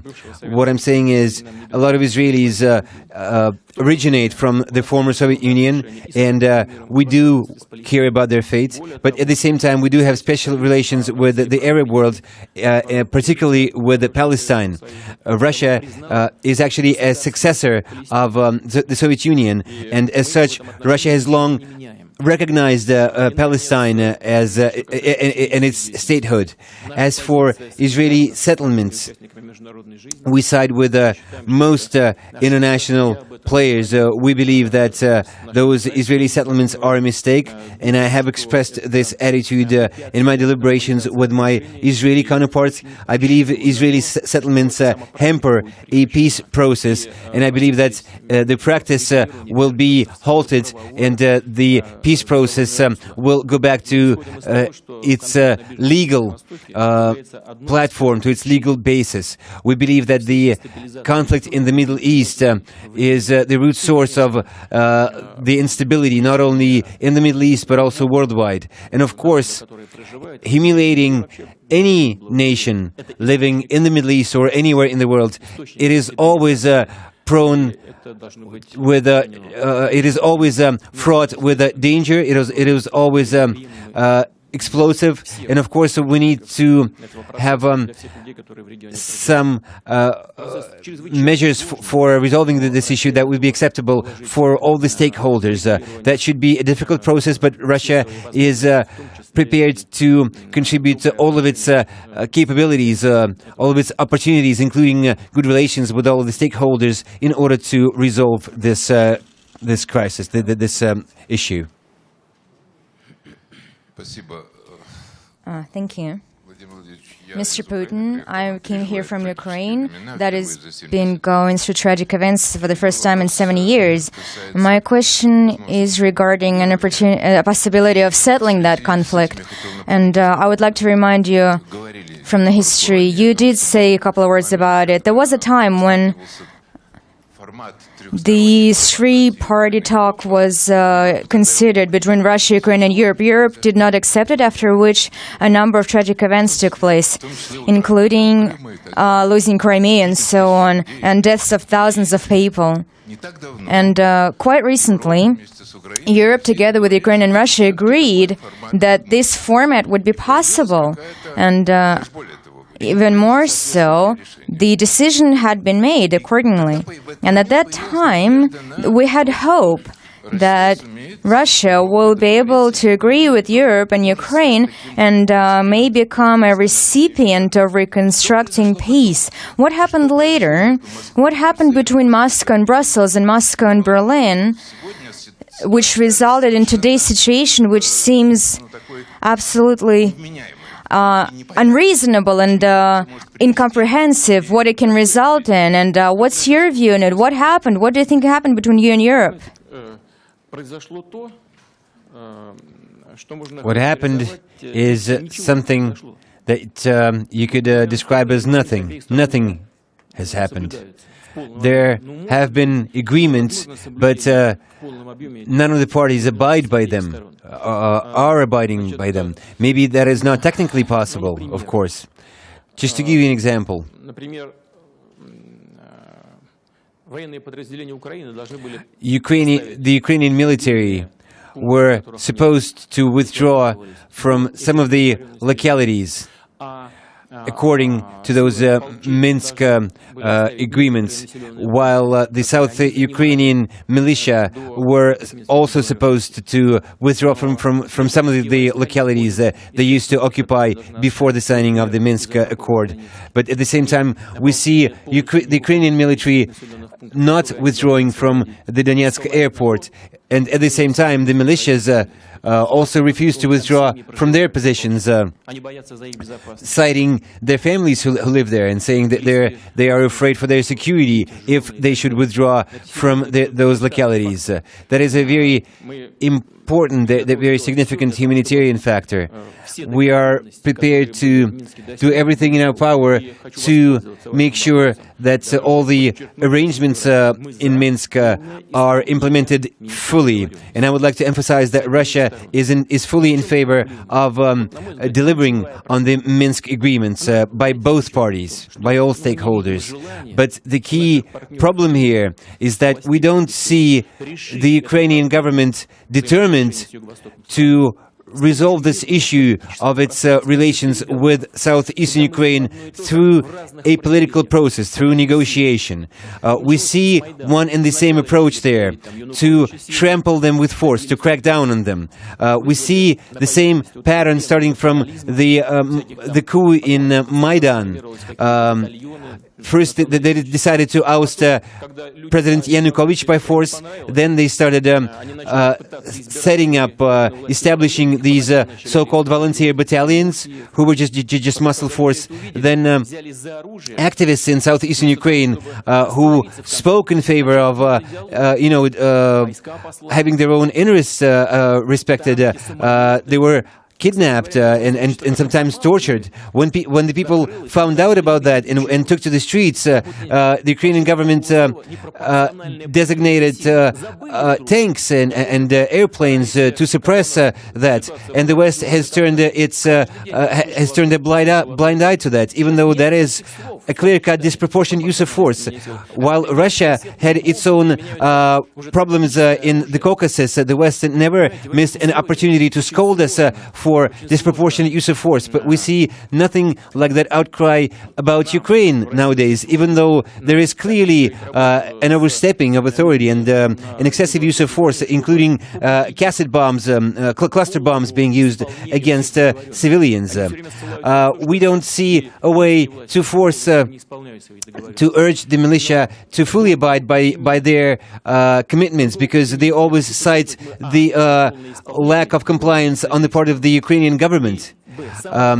But like I said, we always insist on both parties fully implementing the agreements, the Minsk agreements. And secondly, if, God forbid, someone is once again tempted to use force for a final solution in southeast Ukraine, they will only drive the situation completely into a dead end. So far, as it stands, there is still a chance of coming to terms through negotiation. I actually understand what Wolfgang was talking about. He was referring to the coming elections, both in southeastern Ukraine and in Ukraine proper. We continuously discuss this issue with my fellow European leaders. The Minsk Accord actually provides for coordination with the Ukrainian authorities, not with Ukrainian law. No one in southeastern Ukraine would like to hold their election according to Ukrainian law, because there's a war going on. What we need is a ceasefire, and we need a separation of forces. We need military forces to withdraw. Once that is done, we can start talking about some kind of coordination or cooperation. But before that, until that becomes reality, it was also the date for the election in southeast Ukraine is also being discussed. Little do you know, if initially it was said that they could have their election before November 3rd, but then Kiev appointed its own election for this Sunday, for December 7th, without ever consulting the Southeast. And the Southeast said, you see, they've duped us again, and they will continue doing that. So you can debate on a lot of issues there, but what you need to do there immediately is have a ceasefire and separate the fighting forces. They need to, the stakeholders need to understand that it's pointless to grab onto certain localities there. What is necessary is to launch a political dialogue and set up some kind of a relationship based on that, and restore some kind of communication, first in the area of the economy, and other areas will soon follow. So I think this is where we should start and move on from there.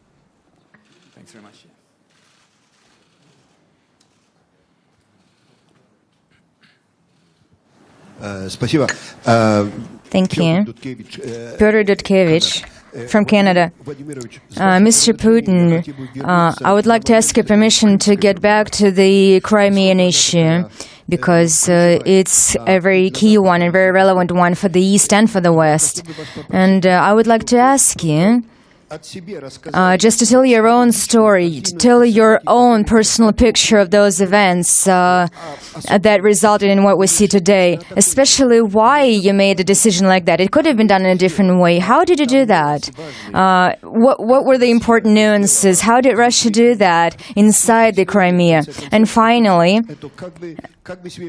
how do you imagine the consequence? What kind of consequences do you see for Russia and for Ukraine, for Europe, and for the international law? I'm asking you because it's important. Millions of people want to hear your personal views, your personal reconstruction of those last days when you made that decision. I have told this story on so many occasions, but I will tell you once again. On February 21st, there was an agreement signed in Kiev between then-President Yanukovych and the Ukrainian opposition. That agreement was co-signed by 3 foreign ministers of 3 European countries who act as warrantors of the implementation of those agreements. The next evening, I got a phone call from President Obama, and we discussed the situation with him, and we deliberated on how we would assist in delivering on those commitments. Russia took certain commitments, and so did the U.S. That was all on the evening of February 21st. That same day, I got a phone call from President Yanukovych, who told me he had signed the agreement and he believed the situation had been stabilized, and he was going to go to Kharkov for a conference. It is no secret that I actually expressed my concerns, saying, do you think it's a good idea to leave the capital in a situation like this?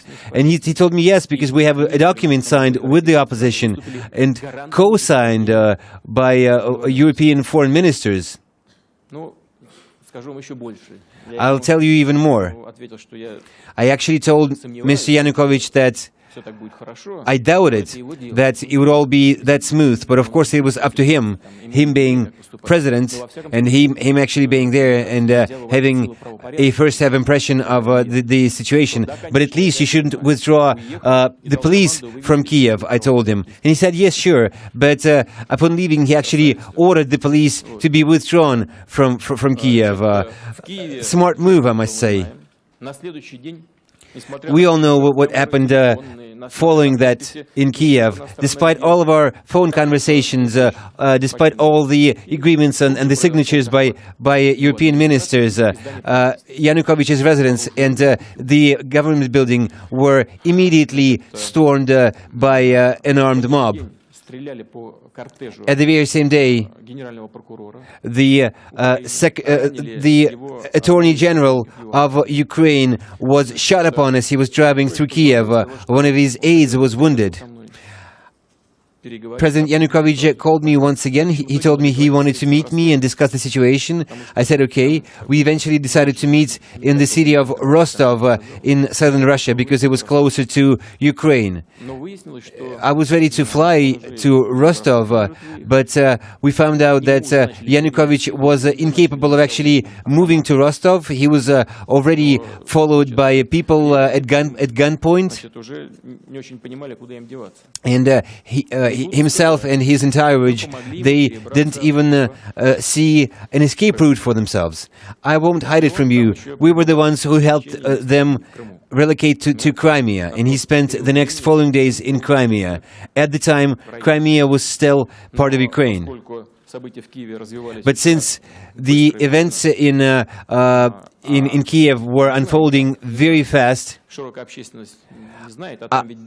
and the public might not know it, but there were actually killings and murders in Ukraine.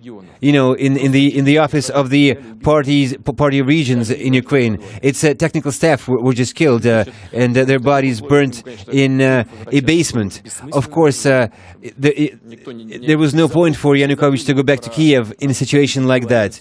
Everyone had not just abandoned but fully forgotten all those agreements countersigned by European foreign ministers. Everyone had forgotten about our conversation with Western leaders on the phone. And Mr. Yanukovych asked me to evacuate him from Ukraine, which we did. The people in Crimea took to arms immediately seeing that situation, and they turned to Russia to assist them in carrying out those events that they were planning, that referendum they were planning. I will not hide the fact that we did use our military units in order to block Ukrainian units stationed in Crimea, to prevent them from leaving their bases. But of course, we did not use our military to force people to go to voting stations, to polling stations. And that's impossible. You can't force people to vote at gunpoint.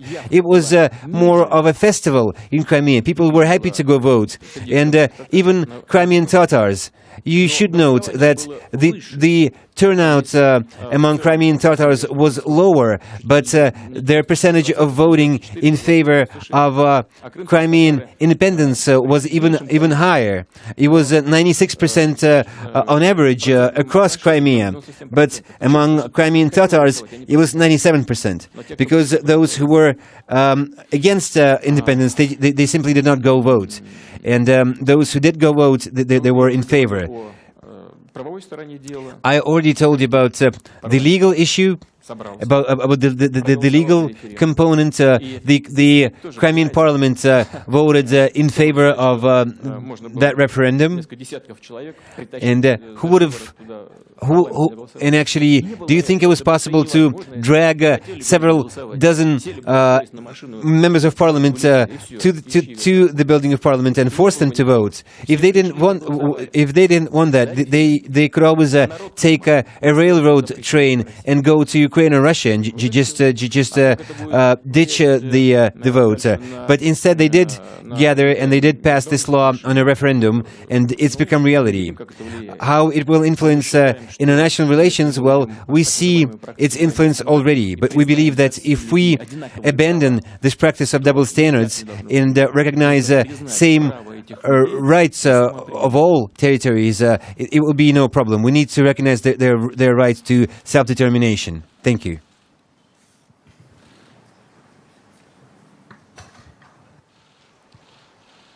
Thank you very much. Neil Buckley from the Financial Times newspaper. Mr. President, you've been reported as having told at least one of your counterparts in recent years, one of your global counterparts, that you do not consider Ukraine to be a real country. You consider it to be a country that was made up from parts of other countries. Could I ask you to confirm on the record here whether that is what you believe, or whether you think that Ukraine does have the right to exist as a sovereign independent country, and indeed is a real country? If so, is the region that you have frequently referred to recently as Novorossiya a part of that sovereign country? If that is the case, why have a number of newspaper reporters, including one from my own newspaper, encountered soldiers wearing Russian uniform and insignia in parts of Novorossiya in recent days? And I would like to take the opportunity to express absolute confidence here in the veracity of reporting of one of our reporters on that issue, despite what we consider a highly inappropriate criticism of her work by Russian authorities this afternoon. Thank you.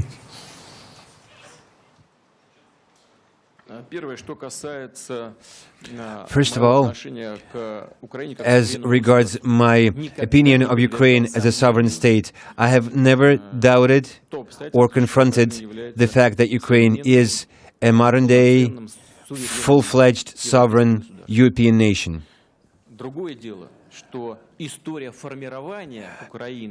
Another issue is that Ukraine's history in its present borders is a very complicated historical process. But don't you know that? Don't you know that in 1922, a part of the territories that used to belong to the Russian Empire, which historically were called Malorossiya, because it was a single region with its center in Novorossiysk, in the city of Novorossiysk in the south of Russia, and that region was called Novorossiya. That's Lugansk, Kharkov, Donetsk, Nikolaev, Kherson, Odessa. In the 1920s, in 1921, 1922, when the Soviet Union was actually established, those territories were handed over from Russia to Ukraine. The communists who ruled Russia back then, their rationale was simple. They wanted to increase the share of the proletariat in Ukraine, probably in order to secure themselves more votes during various elections, because peasants were were considered to be petty bourgeoisie who were always critical of communists. So they wanted to have a greater share of proletariat in Crimea. That was reason number one. Secondly, I believe during the Russian Civil War, a part of Ukrainian nationalists, they actually tried to fight for those exactly territories, for Novorossiya. And the communists were actually trying to tell the Ukrainians, you see, those nationalists were trying to win those territories from us, and we just give them to you. That was not considered a loss for Russia, because all our republics were parts of a single state, of the Soviet Union. Back in 1954, Nikita Khrushchev, who was in the habit of banging his shoe on the podium in the United Nations, he decided for some reason to cede Crimea to Ukraine. That was actually done in violation of Soviet law back then. According to Soviet law, in order to take some territory from one Union Republic and pass it over to another, you needed endorsement from the Supreme Soviets of both of those republics. That was not done. Instead, that decision was merely rubber-stamped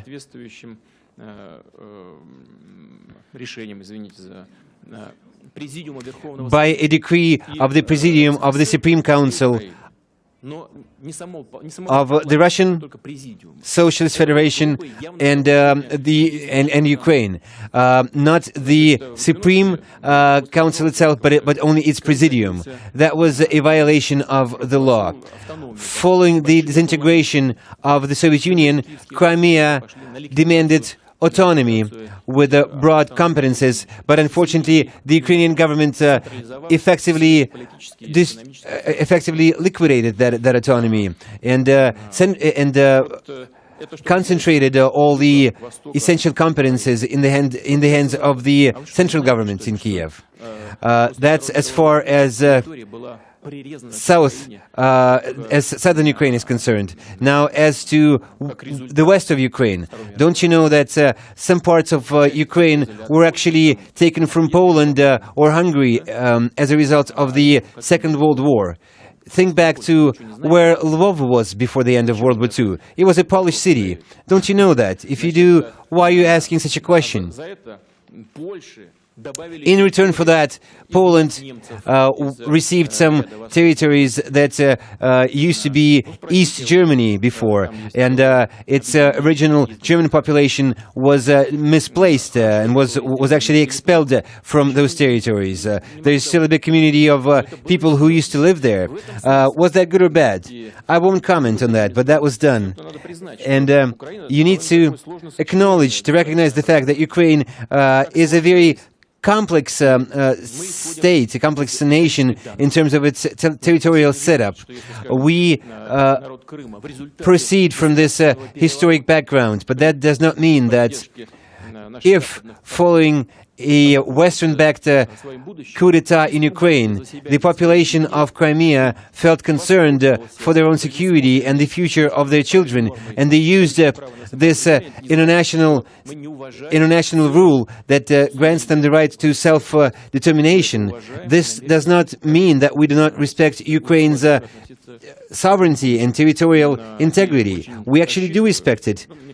And I do hope that the relations between Russia and Ukraine will normalize in the future and will develop in the future. I think that's inevitable.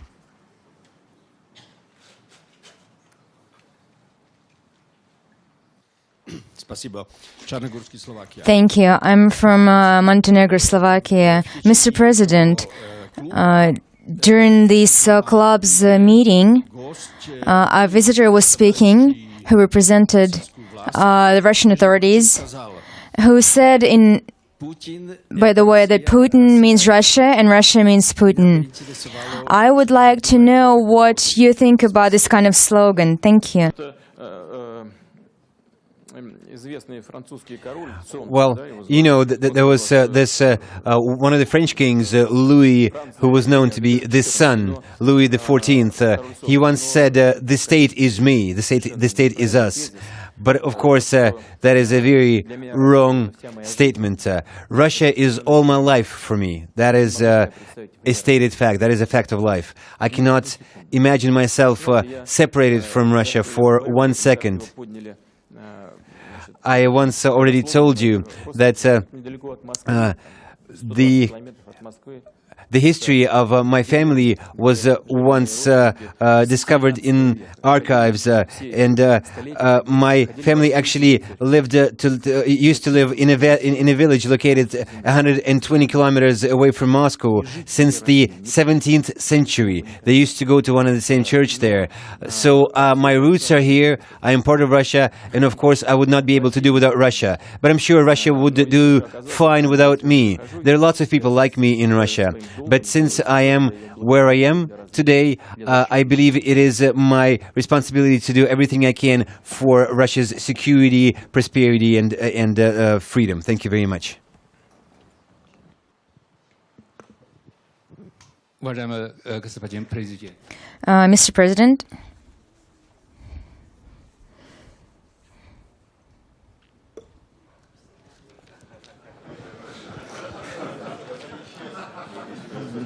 Thank you, Mr. Issue President. of gender balance. You're seeing friendly competition between Americans and Chinese.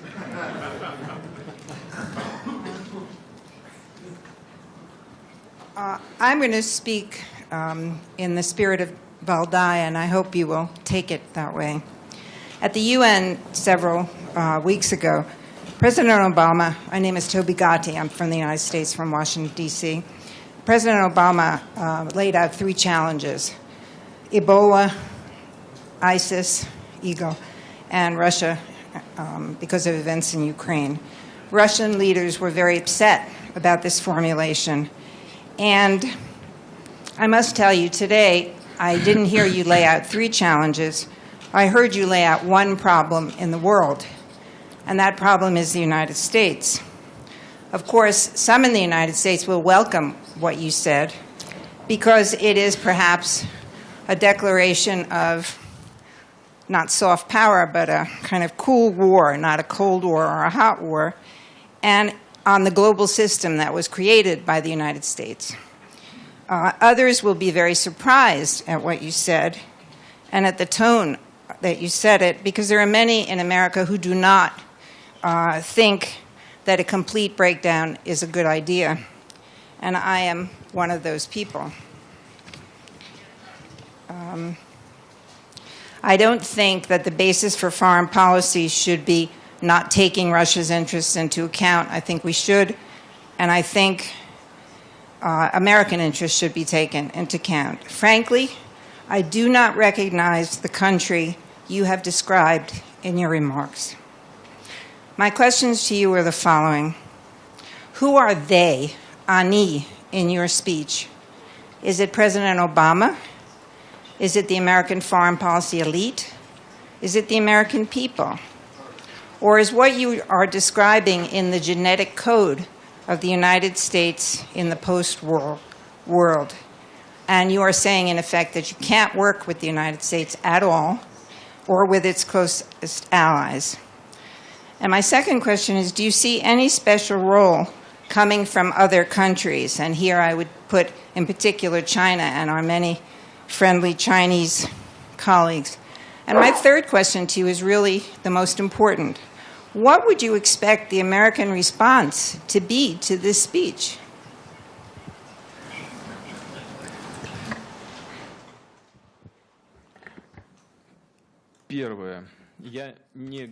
First of all, I did not say the United States is a threat to Russia. Like you said, President Obama does consider Russia a threat, but I do not regard the United States as a threat for us. I do believe that the policies of the ruling elite in the United States, if you excuse me this cliché, is erroneous. I am sure it is contrary not only to Russia's interest, it also undermines confidence for the United States. And as such, it actually inflicts damage on the US itself. It undermines its confidence as one of the global leaders, both in the economy and in the world of politics. Of course, you can omit a lot of things. You can actually be silent about a lot of things. But Dominic has said it, and me too. This unilateral action and the consequent surge of allies and coalitions once everything has already been done, this is not a way to come to terms. This is unilateral action, and we see it implemented and employed recurrently in US policies, and they all lead to crisis. President Obama mentioned the Islamic State as one other threat. But tell me, who actually initially helped arm the people who were fighting the Assad governments in Syria? Who was the one providing them with a favorable media climate, with a favorable media environment? Who facilitated arms sales to those people? Don't you know who is actually fighting in Syria? It's mercenaries. Do you know that mercenaries are people who fight for money, and they actually fight where the pay is higher? They get certain amounts of money as payment for waging war. They have arms supplied to them. But once they find out that in another country the pay is higher, they will actually migrate there because they're looking for more pay. They managed to gain control of some oil deposits in Iraq or in Syria. They started pumping oil there. Do they have buyers who buy oil from them? Yes, they do. Why aren't sanctions imposed against those buyers? Doesn't the United States know who those people are? Isn't it their own allies who actually buy oil from terrorists? Don't they have the capacity to influence their allies? Or is it that they don't want to influence them?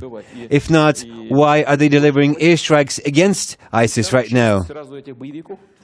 Once they started developing oil in Iraq, part of the fighters immediately migrated from the so-called moderate, civilized opposition to Assad to ISIS, because they wanted more money. So I think those policies of the United States are so badly detached from reality. They wanted to support this democratic, civilized opposition in Syria. They handed them arms. The next day, figuratively speaking, the next day, half of those fighters turned around and joined ISIS.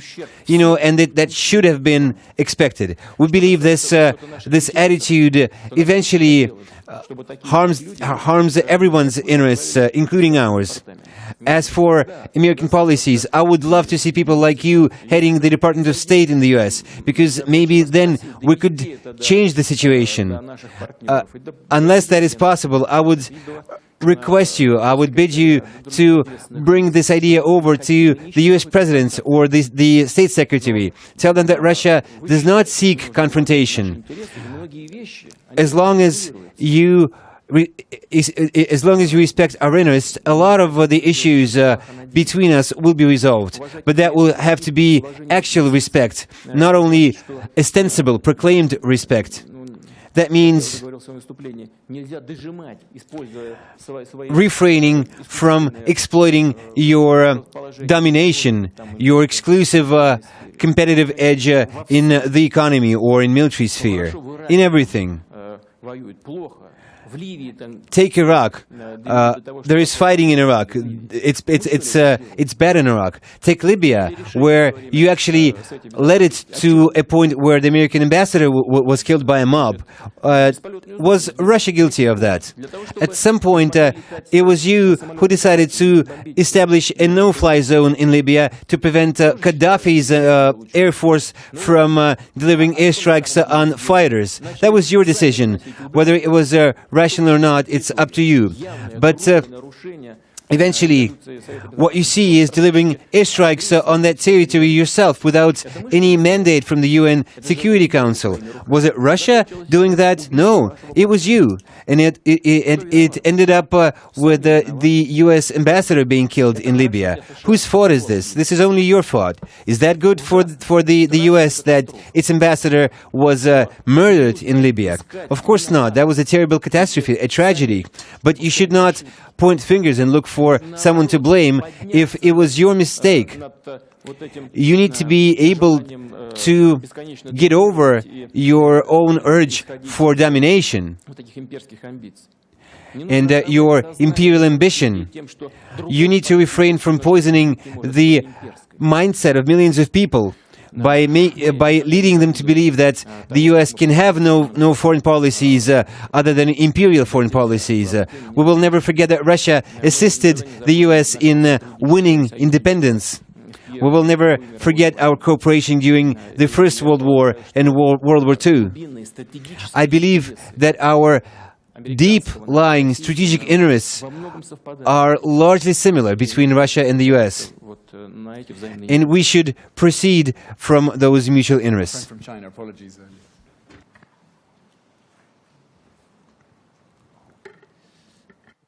Dear Mr. President, I'm from Shanghai, China. My question is about the process of Russia's modernization. You already emphasized time and again the importance of importance of conservatism. I think it is a very crucial, very important concept of Russia. I mean, Russia's modernization. You really know well yourself that in Europe and the United States and in East Asia, the same concept does exist, conservatism. Can you explain to me what is the basis of your concept on conservatism, and what is the difference between others? Will it be a dominating concept for Russia's modernization, or would it be just a temporary period, just a limited period of time? Thank you. First of all, the concept of conservative approach was not invented in Russia, and the concept that I refer to is hardly different from the traditional definition of the word conservative.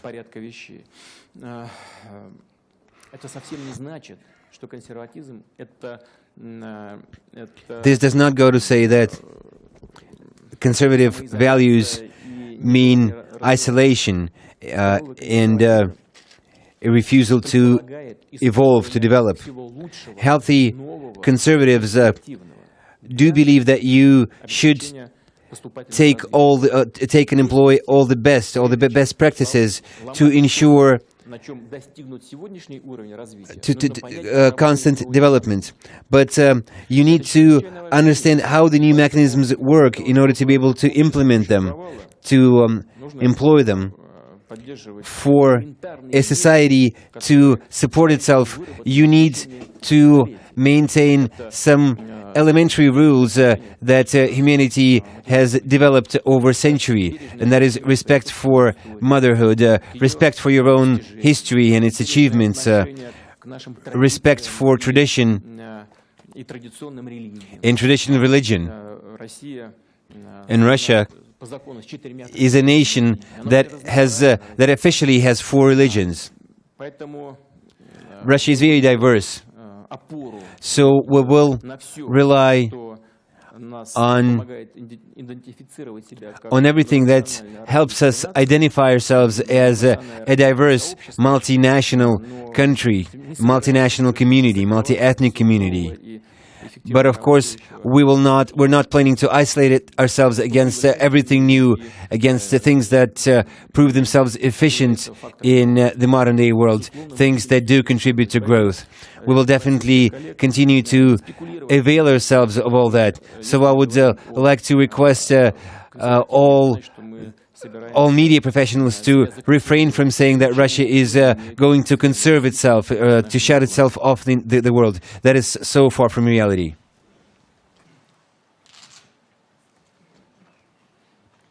Mr. President, I'm Robert Skidelsky from the United Kingdom, and I remember with great pleasure your visit to London and the dinner at the Guildhall at which you were guest of honour in times that were a little bit easier between our countries than they are now. I would like to take up the question of modernisation of Russia from a slightly different angle, from the economic angle. I think we all agree that Russia's future place in the world, its continuation as a great power, depends on what happens to its economy. And in the spirit of taking up your invitation for frankness, may I suggest that a crucial failure of the three presidencies since 2001 has been the failure, or let's say limited success, in diversifying the Russian economy, which has left Russia dangerously dependent on the oil price, which is notoriously volatile and might actually be due for secular decline. What I wanted to ask you was, what can you do in your third term to increase the diversification, to improve the incentives for Russian entrepreneurship, to do something to stop Russians exporting their capital and buying up property in London, driving houses up to insane prices, but to invest in Russia instead? What can you do to persuade others to invest in Russia? In other words, what are the steps that you would like to take in your next term, or in this term, and possibly a further term, to diversify the economy of Russia so that it can play its potential part as a great power in the 21st century? Первое, что хочу сказать, это то, что в третьем году мы были в прошлом году мы были третьи по объемам привлечения прямых иностранных инвестиций в мире после Соединенных Штатов и Китая. Наверное, что в связи с этими пресловутыми санкциями там, и игрой с различными рейтингами, может быть, эта ситуация изменится, но обращаю внимание на то, что развитие продолжается. И остановить его невозможно. Что мы должны сделать для того, чтобы кстати, по-моему, в прошлом году 93 миллиарда долларов привлекли. $93 million we've managed to attract in investment. Вот, что мы должны сделать для того, чтобы быть более привлекательными, и что мы будем делать, и как мы будем реагировать на изменения. And what are we going to do, and how will we be affected by the changing oil prices, which, as you've rightly said, are very volatile. First of all, we've developed an entire program for improving Russia's business environment. Just yesterday, the Minister of Economic Development told me that Russia has made another important step toward evaluating the business environment in Russia, and it actually went several positions up in the doing business rating.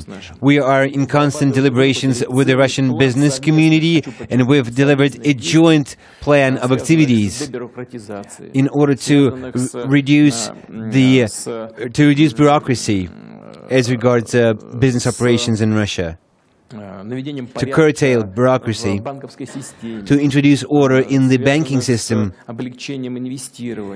to facilitate investment in Russia, to render better legal protection for private investment,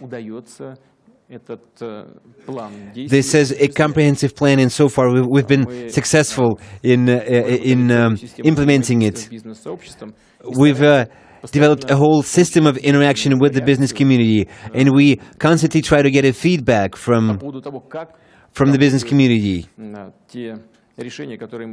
to see how our decisions actually work in real life. Besides that, we've also developed a system for regional development.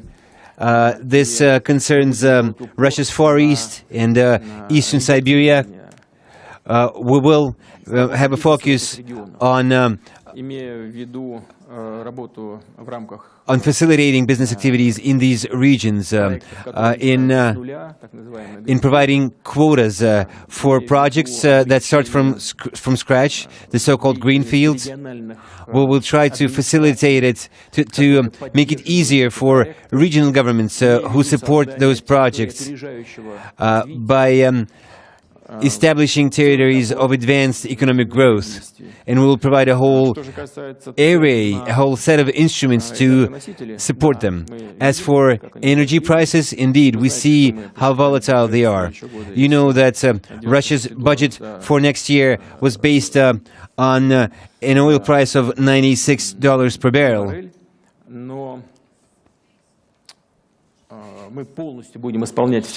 But we will fully meet our social commitments in Russia. We will not choose to change, we will not pursue a sharp change of our macroeconomic policies. We will keep track of our golden currency reserves. We will keep track of our currency exchange rate. We will gradually pursue a floating exchange rate. We will not waste our currency reserves to support the ruble mindlessly. We will only use them to adjust the exchange rate. We will mind unemployment, which is in its minimal rates in Russia nowadays. If it is necessary, we will cut down unnecessary spending. But like I said, first and foremost, we will be focused on attracting investments to Russia, primarily private investments. And I'm sure that the Russian market will undoubtedly remain interesting and attractive for our traditional Western partners. I would like to tell you that we see an increase in industrial production and in agricultural production in Russia in the recent period. And I do not doubt that this trend will continue.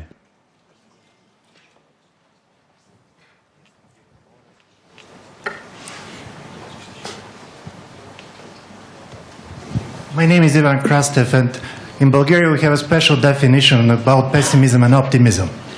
Pessimist is a person who believes that it could not be worse, but the optimist believes it could.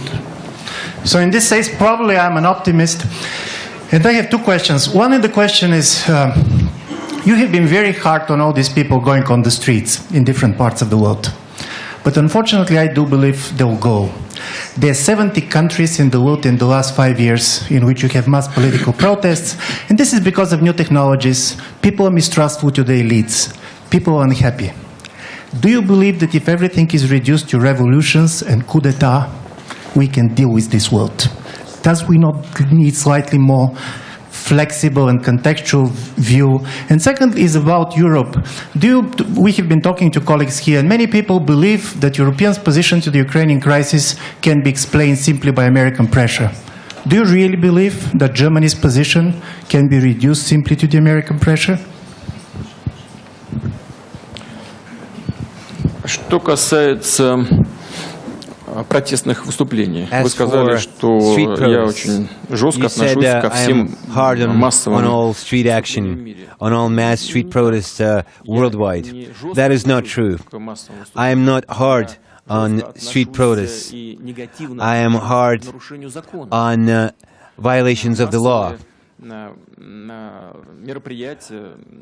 mass street rallies, demonstrations are a legitimate way of expressing your opinion and standing up for your interests. But you need to stay within the boundaries of law. A revolution is bad. We've seen enough revolutions in the 20th century. What we need is evolution. And I'm sure this is the way that we can go.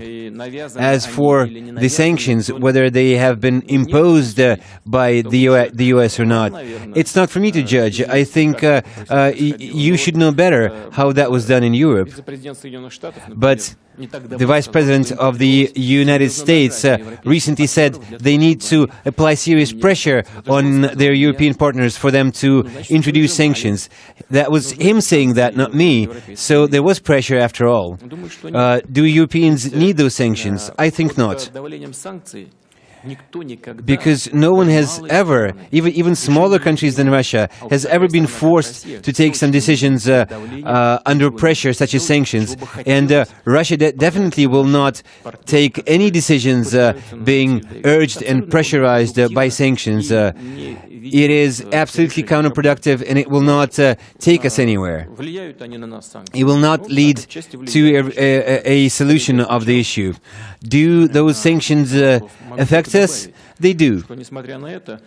I can only add to what our colleagues have said, that in the first 9 months of this year, we've had a 2.5 economic growth rate. Last year, for a similar period, it was only 1.5%. The Russian agriculture grew by 2.5% in the 9 months of last year, and this year, in a similar period, it was 4.9%. We have a budget excess, a budget surplus of over 1 trillion ruble. Of course, our our currency reserve has been reduced to 450 billion rubles, but that mainly is explained by the fact that the Russian central bank has been using currency reserves to support the ruble. But like I said, we will not be using our reserves mindlessly. And we also have government reserves, government funds. One holds 80 billion rubles and another one about 100 billion. We'll be using them as well. But for a certain period, for us to get ourselves through difficult times, we will be using them the same way we did them back during the global crisis of 2008. But of course, we will also try to get our economy on a positive track, and not just using, eating up our money that had been stashed for years. But of course, we don't need a revolution for everything to work efficiently. Let's talk of evolution.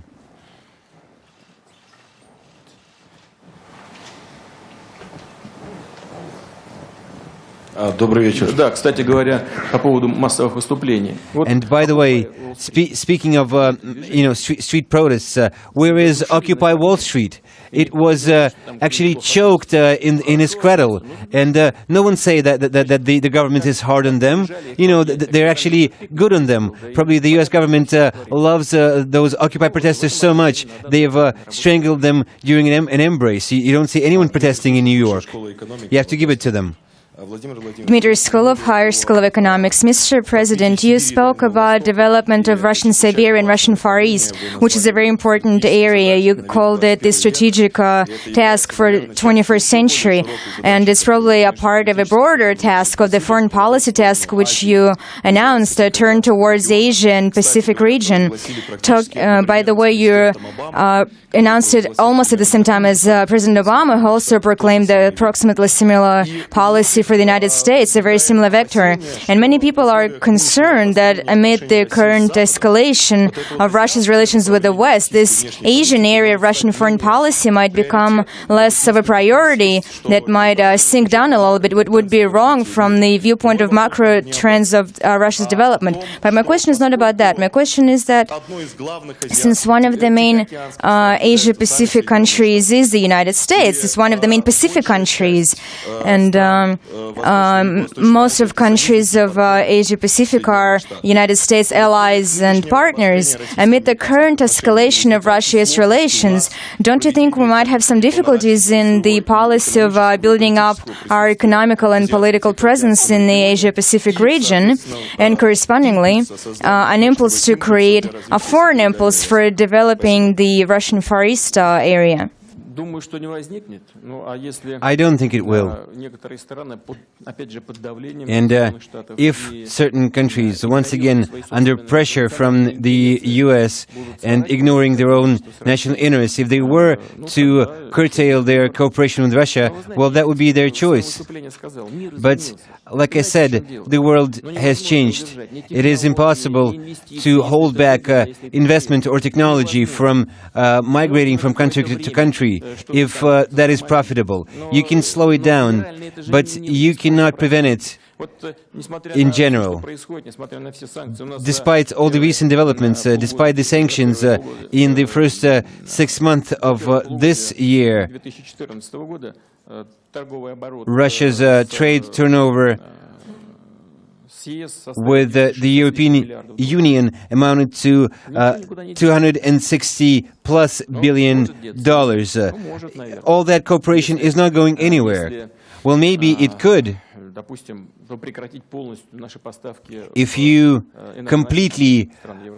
if Russia completely ceased to sell its energy resources, oil and gas, to Europe. But do we want to do that? Of course not. That is such a stable customer. Can you imagine that happening upon an initiative by our European partners in Europe? Well, I can hardly imagine that, because what would be their alternative source of energy supplies? The Middle East, which is even more prone to crisis than Russia, and maybe even much more prone to crisis with the ISIS and God knows what can happen there. Take shale gas and shale oil in the United States. Is that a possibility? Probably so, but how much will that cost? If Europeans choose to go that way, that will be a direct route to decrease their own competitive abilities, because it would be much more expensive than Russia's gas delivered via pipelines. That would actually mean just killing off their production and its competitive edge. Europe would essentially have to behave as an American colony to do that to its own economy, and I'm sure they will not do that. The same goes for Asia. Who can force large Asian economies to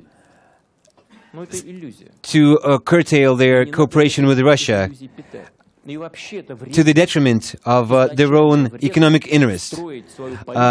You should never stick to illusions. Illusions are harmful. You should never base your policies on illusions. Same as it is counterproductive to continue to run things in Europe with these old-style means and manners. It seems that someone is trying to restore a bipolar world in order to continue being boss. What's happening in Europe is... I once spoke to a former colleague of mine from Eastern Europe, and he told me with pride, yesterday I appointed my chief of general staff. I was surprised. I said, whoa, that's an achievement. He said, oh yeah. He said, we cannot appoint a defense minister or a chief of general staff without endorsement from the US ambassador. And that's been the case for many years. I was so surprised. I said, why? He said, well, that's the standard business. They tell us if you want to join the EU, you need to join NATO first. And you want to join NATO, you need to have coordination with the US ambassador. And I asked them, well, why would you do that to yourself? Why would you give up your sovereignty? What was the volume of investment you received from the West in return for all those competences? And he said it was minimal. I said, well, Well, what was the point then?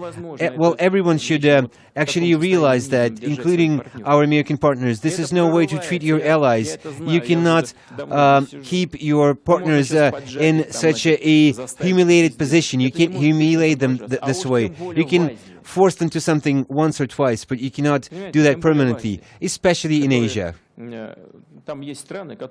There are nations in Asia that really use and value their sovereignty. There are not really many countries in the world like that, but there are in Asia. Mr. Putin, my question is about energy. Is Europe going to freeze this winter unless Russia signs an important agreement with Ukraine? And could you explain to the audience who are not quite aware about everything, what is the complication of these negotiations? Why over the last 2-3 months, in spite of all the meetings, you have not been able to agree with Ukraine? An additional question is, how are you going to build the new energy strategy with the European Union, which has drastically changed its rules now and began to liberalize its market? And they will also suggest that they should buy gas from Russia according to just one price. What's your attitude for that? We've been debating this issue. I will start with the second half of your question. We've been debating this issue with our colleagues from the European Commission, this third energy package. This discussion has been there for a while. We believe this decision will be harmful for Europe. At first glance, it is liberalization and introducing the market to the energy sector. But in reality, that is not true, because oil trade has been liberalized already, because it is traded at the exchange, and the price is set by the stock exchange. But of course, you can affect it by boosting production. But you can't do that endlessly, because that way you will harm the prospects for shale oil production and for traditional oil exporters. But in the area of gas, there is nothing more stable than long-term contracts tied to market prices on oil. That is so logical. What could be logical than a market price of oil that is traded in stock exchange? And there are parameters that actually show to the parameters of gas, which are comparable to that of oil, and that is so easy for experts to calculate. And what's important for our European consumers, they can be certain that the necessary amounts will be delivered to them in due time, according to some very clear price-setting rule. That provides confidence to Europe in terms of its energy supplies. And I would like to emphasize that Russia has never ever failed to deliver on its commitments on gas supplies to Europe. There was a situation in 2008 when, due to Ukraine's action, there was a danger of Russia actually delivering its gas to Europe through Ukraine. But that was not Russia's fault. What happened is it was time for Russia and Ukraine to sign a new gas supply contract. And before that was done, Ukrainians started to siphon some of Russia's gas from the transit gas pipeline that was meant for Europe. When we spotted that, first we sort of kept quiet, not wanting to make a fuss about it. But then we said that every day we will cut down the amount of gas we ship to Ukraine by the same volume that you managed to siphon, actually steal from us. If you steal 1 million cubic meters within a day, the next day we will deliver 1 million cubic meters gas less to you to compensate for that. So eventually it came to a zero, but that was not our fault. We cannot supply countries with gas free of charge. We cannot afford that. Now, as for the threats and what exists there, last year, as for the current gas dispute between Russia and Ukraine, there were arrears with Ukraine starting from the middle, from June of 2013, and they were just there was a problem with non-payment. They did not pay us, so we offered them a loan of $3 billion, and we promised them to bring down our prices below the minimum benchmark in the first quarter of this year. But we would only keep it this way in the second quarter, only if Ukraine would repay Russia for all of its arrears of 2013, and will pay diligently from now on this lowest gas price of $268.5 per cubic square meter. What Ukraine has done is failed to deliver on both those commitments, which is why Gazprom went to transferred to a contractual price as by the contract signed in 2009. That contract has never been put to doubt by anyone in Russia, Europe or Ukraine. It has been in effect through all these years. It was eventually signed. It was initially signed by the Tymoshenko government and the present-day government of Ukraine, including the Minister of Energy, Mr. Prodan. He was present at the signing. He knows it all. And now we find out that this contract is bad and that it needs to be replaced. Why? Because the Ukrainians don't want to pay us. We said to them, and now please listen, I want to reiterate all these figures. So, last year we issued $3 billion to Ukraine. This year, officially, Ukraine's official debt to Russia is already $5.6 billion. But we are ready to recalculate it in hindsight with a discount of $100 per cubic meter. But still, that would only bring down Ukraine's debt for last year to $4.5 billion. So our loan of $3 billion and this debt of $4.5, that gives us $7.5 billion. Besides that, Gazprom issued a loan of $1.4 billion to its customers in Ukraine. At the lowest price of 268.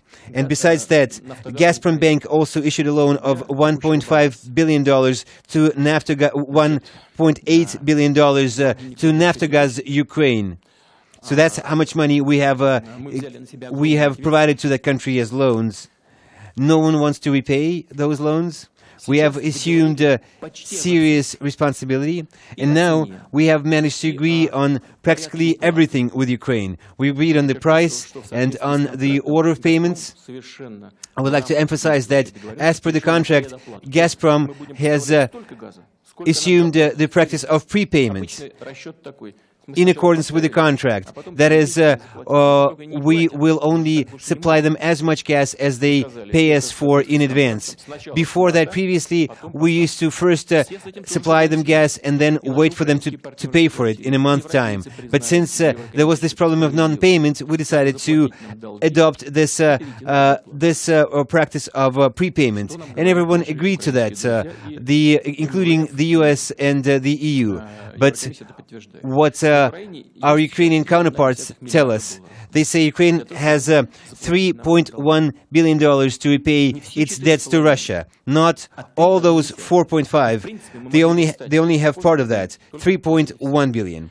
Russia theoretically could act stubbornly and say, no, we don't agree with that. I had to apply pressure on Gazprom, and I would like to apologize for all investors, including foreign investors. I had to apply some pressure on Gazprom and request them to agree to that. I said, let Ukraine pay at least 3.1 billion, and then you will get the rest of the money later. So they have 3.5 billion, and they tell us, either we pay you part of our debt, but then we will not be able to deliver you prepayment, or by your own choice, we will do prepayment to you, for the gas we need, but then we will not be able to repay you for the existing debt. And we would like to ask you to extend our repayment periods until March or April next year. If we do that, I'm sure we will not get the money for the last month. I am absolutely certain of that. We've been there so many times before with Ukraine. So that is why we told Ukraine, no, we cannot do that. And the European Commission has proposed to us, and Mr. Oettinger publicly said that we could actually issue a loan to Ukraine or supply to them gas without prepayment. But that would be a way of a commodity loan in its own capacity, in its own right. And we told Ukraine and the EU we would not do that anymore. The overall volume of money provided to Ukraine as loans is about $11 billion. In January, Ukraine is supposed to receive another batch of money from the EU, and that is $3 billion. We said we all wanted Ukraine to receive that money. Let's just shift it from January to December. That's all. But our response was that the IMF has a very complicated procedure of decision-making, so that loan cannot be shifted to December. I asked the IMF to provide a bridge credit to Ukraine for just 1 month, because it was so obvious that Ukraine would get the money in January. The response was that the European Commission was not capable of making that decision. The procedure was very complex as well. I said, all right. Then you could give us a guarantee of some first-rate European bank, to support Ukraine's debt. They said, no, we can't do that. That is a very complicated process. Both in Russia and Ukraine, in Russia and Ukraine we have a single mentality, but in Europe you have a different mindset. In Russia and Ukraine, if a male invites a woman to a restaurant, it's the guy who's paying, where in Europe everyone pays for themselves. But here, our situation is different between Russia and Ukraine. It was the EU who suggested association with Ukraine. Well, help the country, give them a bridge credit, at least for 1 month.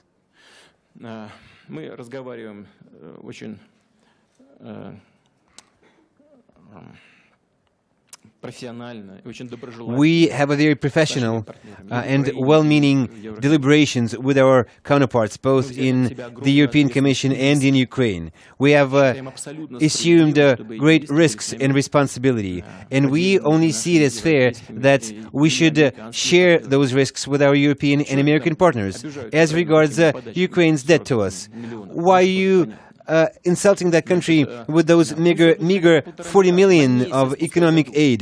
That is just laughable. Give them $1.5 billion, at least for 1 month. I do hope that we will be managed to resolve this issue within a week's time.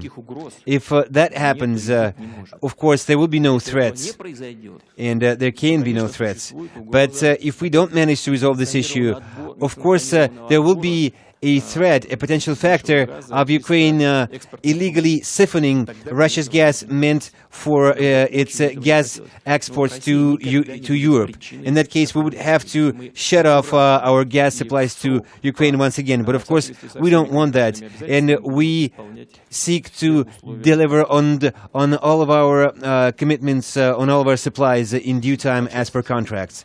Thank you.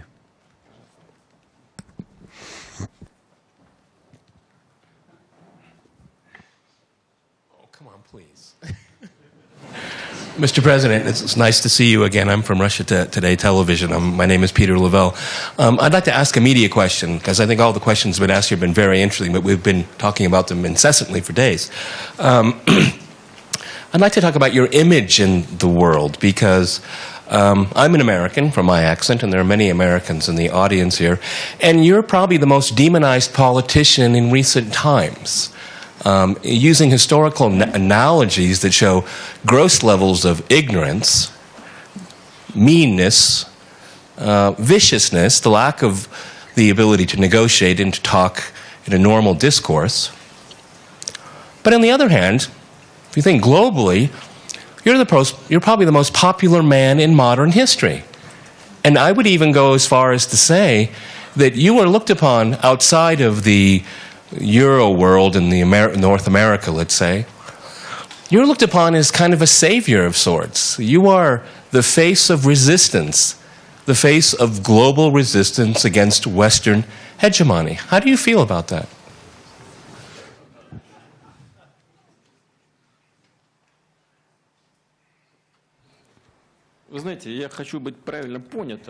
You see, don't get me wrong. When I, bring some examples from history, I wouldn't like people to say that I compare myself to some great personalities of the past. When Bismarck first emerged in the international arena, it was said that Bismarck is dangerous. He speaks what he thinks. I also always try to speak, to say what I mean, to speak my mind. I want our discussion to be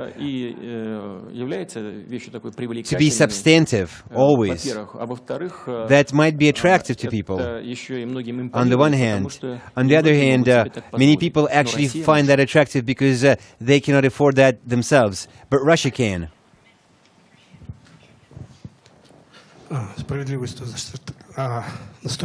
Finally, justice is done. Nikolai Zlobin, Center of Global Research, Washington. Your last name is not very kind. Well, you do know a Dr. Evil, a TV show character. My wife sometimes calls me that. Your wife did a good job.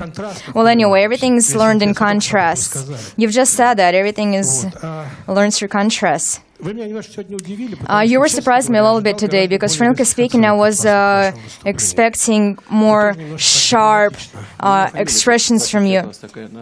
Well, my last name, unlike yours, sort of means we're going a certain way. Well, that's what I wanted to ask you. Where are we going? Which way? Basically, I noticed that the way you described the modern world, I absolutely agree with it. The power monopoly, injustice, attempts of pressure, manipulations, propaganda. But quite often in Washington, where I live, that's exactly how the Russian political life is described. A very similar picture, just for you to understand the contradictory viewpoints. My question is not even about that. My question is about, on September 11, 21, I was in the United States, and I saw the United States change after that tragedy of 9/11. The United States became different. It became more strict, more hard. The tolerance level dropped. And everybody became huge patriots and admired the president. And the United States became more aggressive in its foreign policy and began to shut down the rest of the world from itself. Maybe I'm wrong, but please convince me and tell me that Russia has started repeating the yes mistakes right now. Your rating is very high right now, which is great. But this fantastic patriotism observed in the country today, in my view, it began to disintegrate be divided into the right patriotism and the wrong patriotism. Right patriotism is those who support you in everything that you do, and the wrong patriotism is people who are bold enough to criticize you and disagree with you. And some patriotism is expressed in a very dangerous nationalism that has been drastically grown in Russia, in my view. And at the same time, one thesis of your speech, I would like to try to argue with it. I think Russia became more closed to the rest of the world, more shut off from the rest of the world, not because the world is shutting down in Russia, but because Russia started doing something to close itself from the world. Like some exchange educational programs were abolished, and some NGOs were cut off from the funding, even though they were not involved in politics. They were not looking for foreign agents or registering double citizenship. A lot of things I could bring up here, but those are the things that, in my view, witness to a certain trend. And I thought that the more Russia is integrated into the world and the world into Russia, the safer it would be. But now it seems to me that you made a different decision. The less Russia is integrated into the world and its civil society and so forth, the more Russia will feel safe.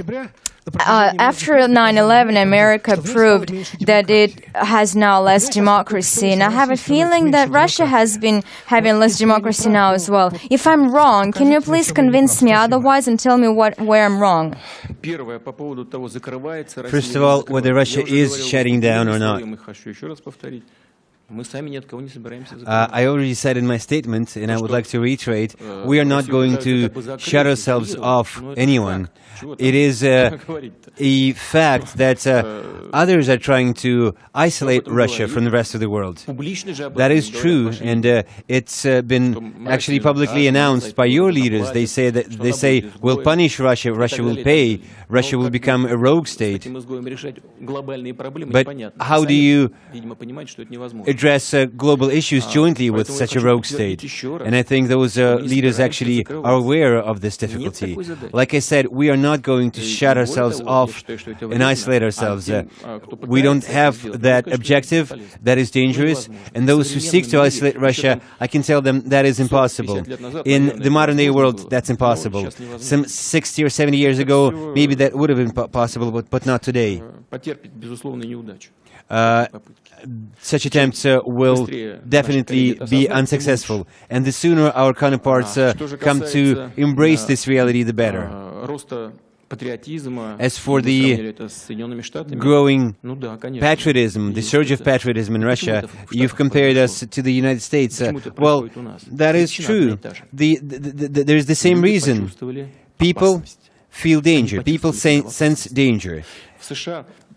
In the United States, following 9/11, people felt that they were not protected well enough from a possible terrorist threat, and that made them bunch up, that made them consolidate against the U.S. government. And the U.S. government should have taken that responsibility with necessary reserve.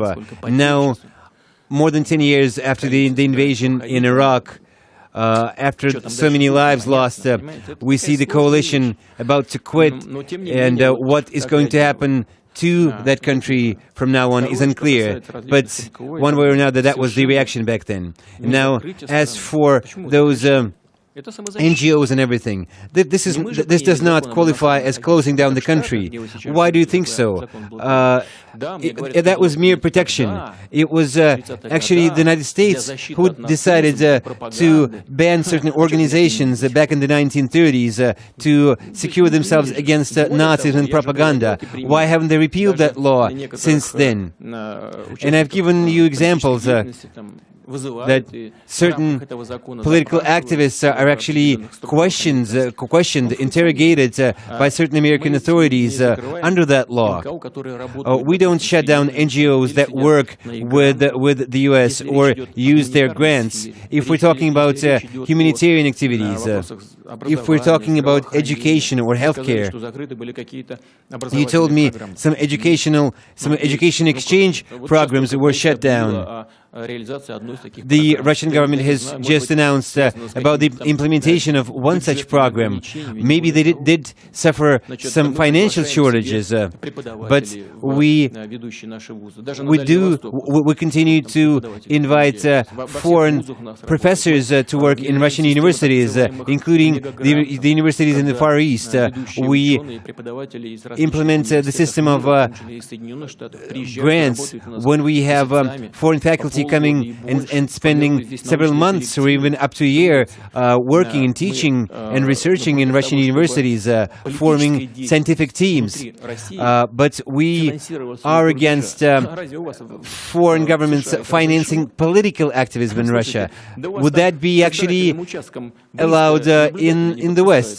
In the United States, international observers are not allowed to polling stations during the election. They face arrest and time in prison, even when they are stationed by the OSCE. One former political leader from Europe actually told me, how can you speak of democracy in the United States? You can't even participate in an election if you don't have several $1 billion there. What kind of democracy is that? And besides, you have this voting college, this electoral college system when electing a president, whereas in Russia it's a direct election. And once again, you know that this is the way our constitution is composed, that in the United States, the number of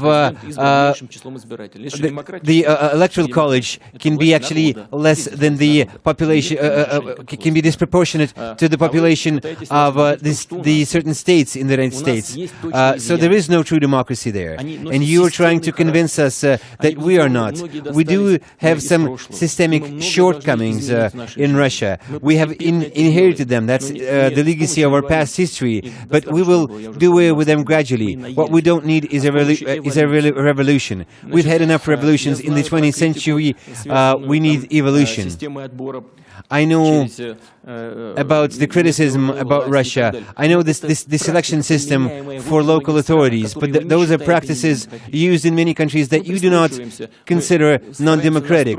We are trying to fine-tune our system. We have no intention to go back to our totalitarian past, not because we're afraid of something, about going back to the past, but simply because I'm convinced, and most importantly, the Russian public is convinced, that totalitarianism is a dead end. But there are very different instruments of democracy, and they need to be relevant to the present-day development of the world. Well, look at Afghanistan. They've just had an election. I hope it will be all right. Your Department of State actually came there to manage the election process, and he tells them what to do while counting the ballots. Is that democracy? That's just nonsense. I remember people citing Afghanistan as a role model of democratization to me. That is just laughable. Or it would have been laughable were it not so alarming and sad, really. And we're ready to change our laws. You just brought up NGOs, that some of them were actually curtailed, even though they were not involved in politics. That is a mistake, and we need to redeem that mistake. And as for nationalism, you know, how patriotism can lead to nationalism, and I agree with you, that is a dangerous trend. And we generally need to be aware of that and conscious of that, and we need to do everything to prevent that. That is dangerous for a nation.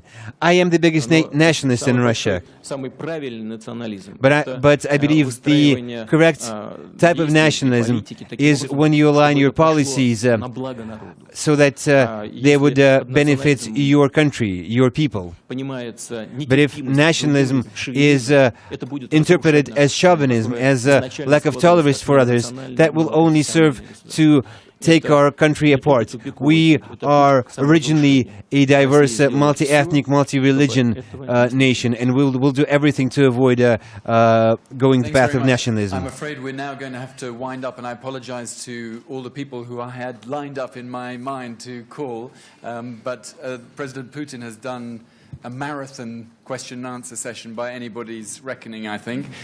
So thanks very much to the President, and thanks to our panelists, Dominique de Villepin, Wolfgang Schüssel, and Andrei Bystritsky.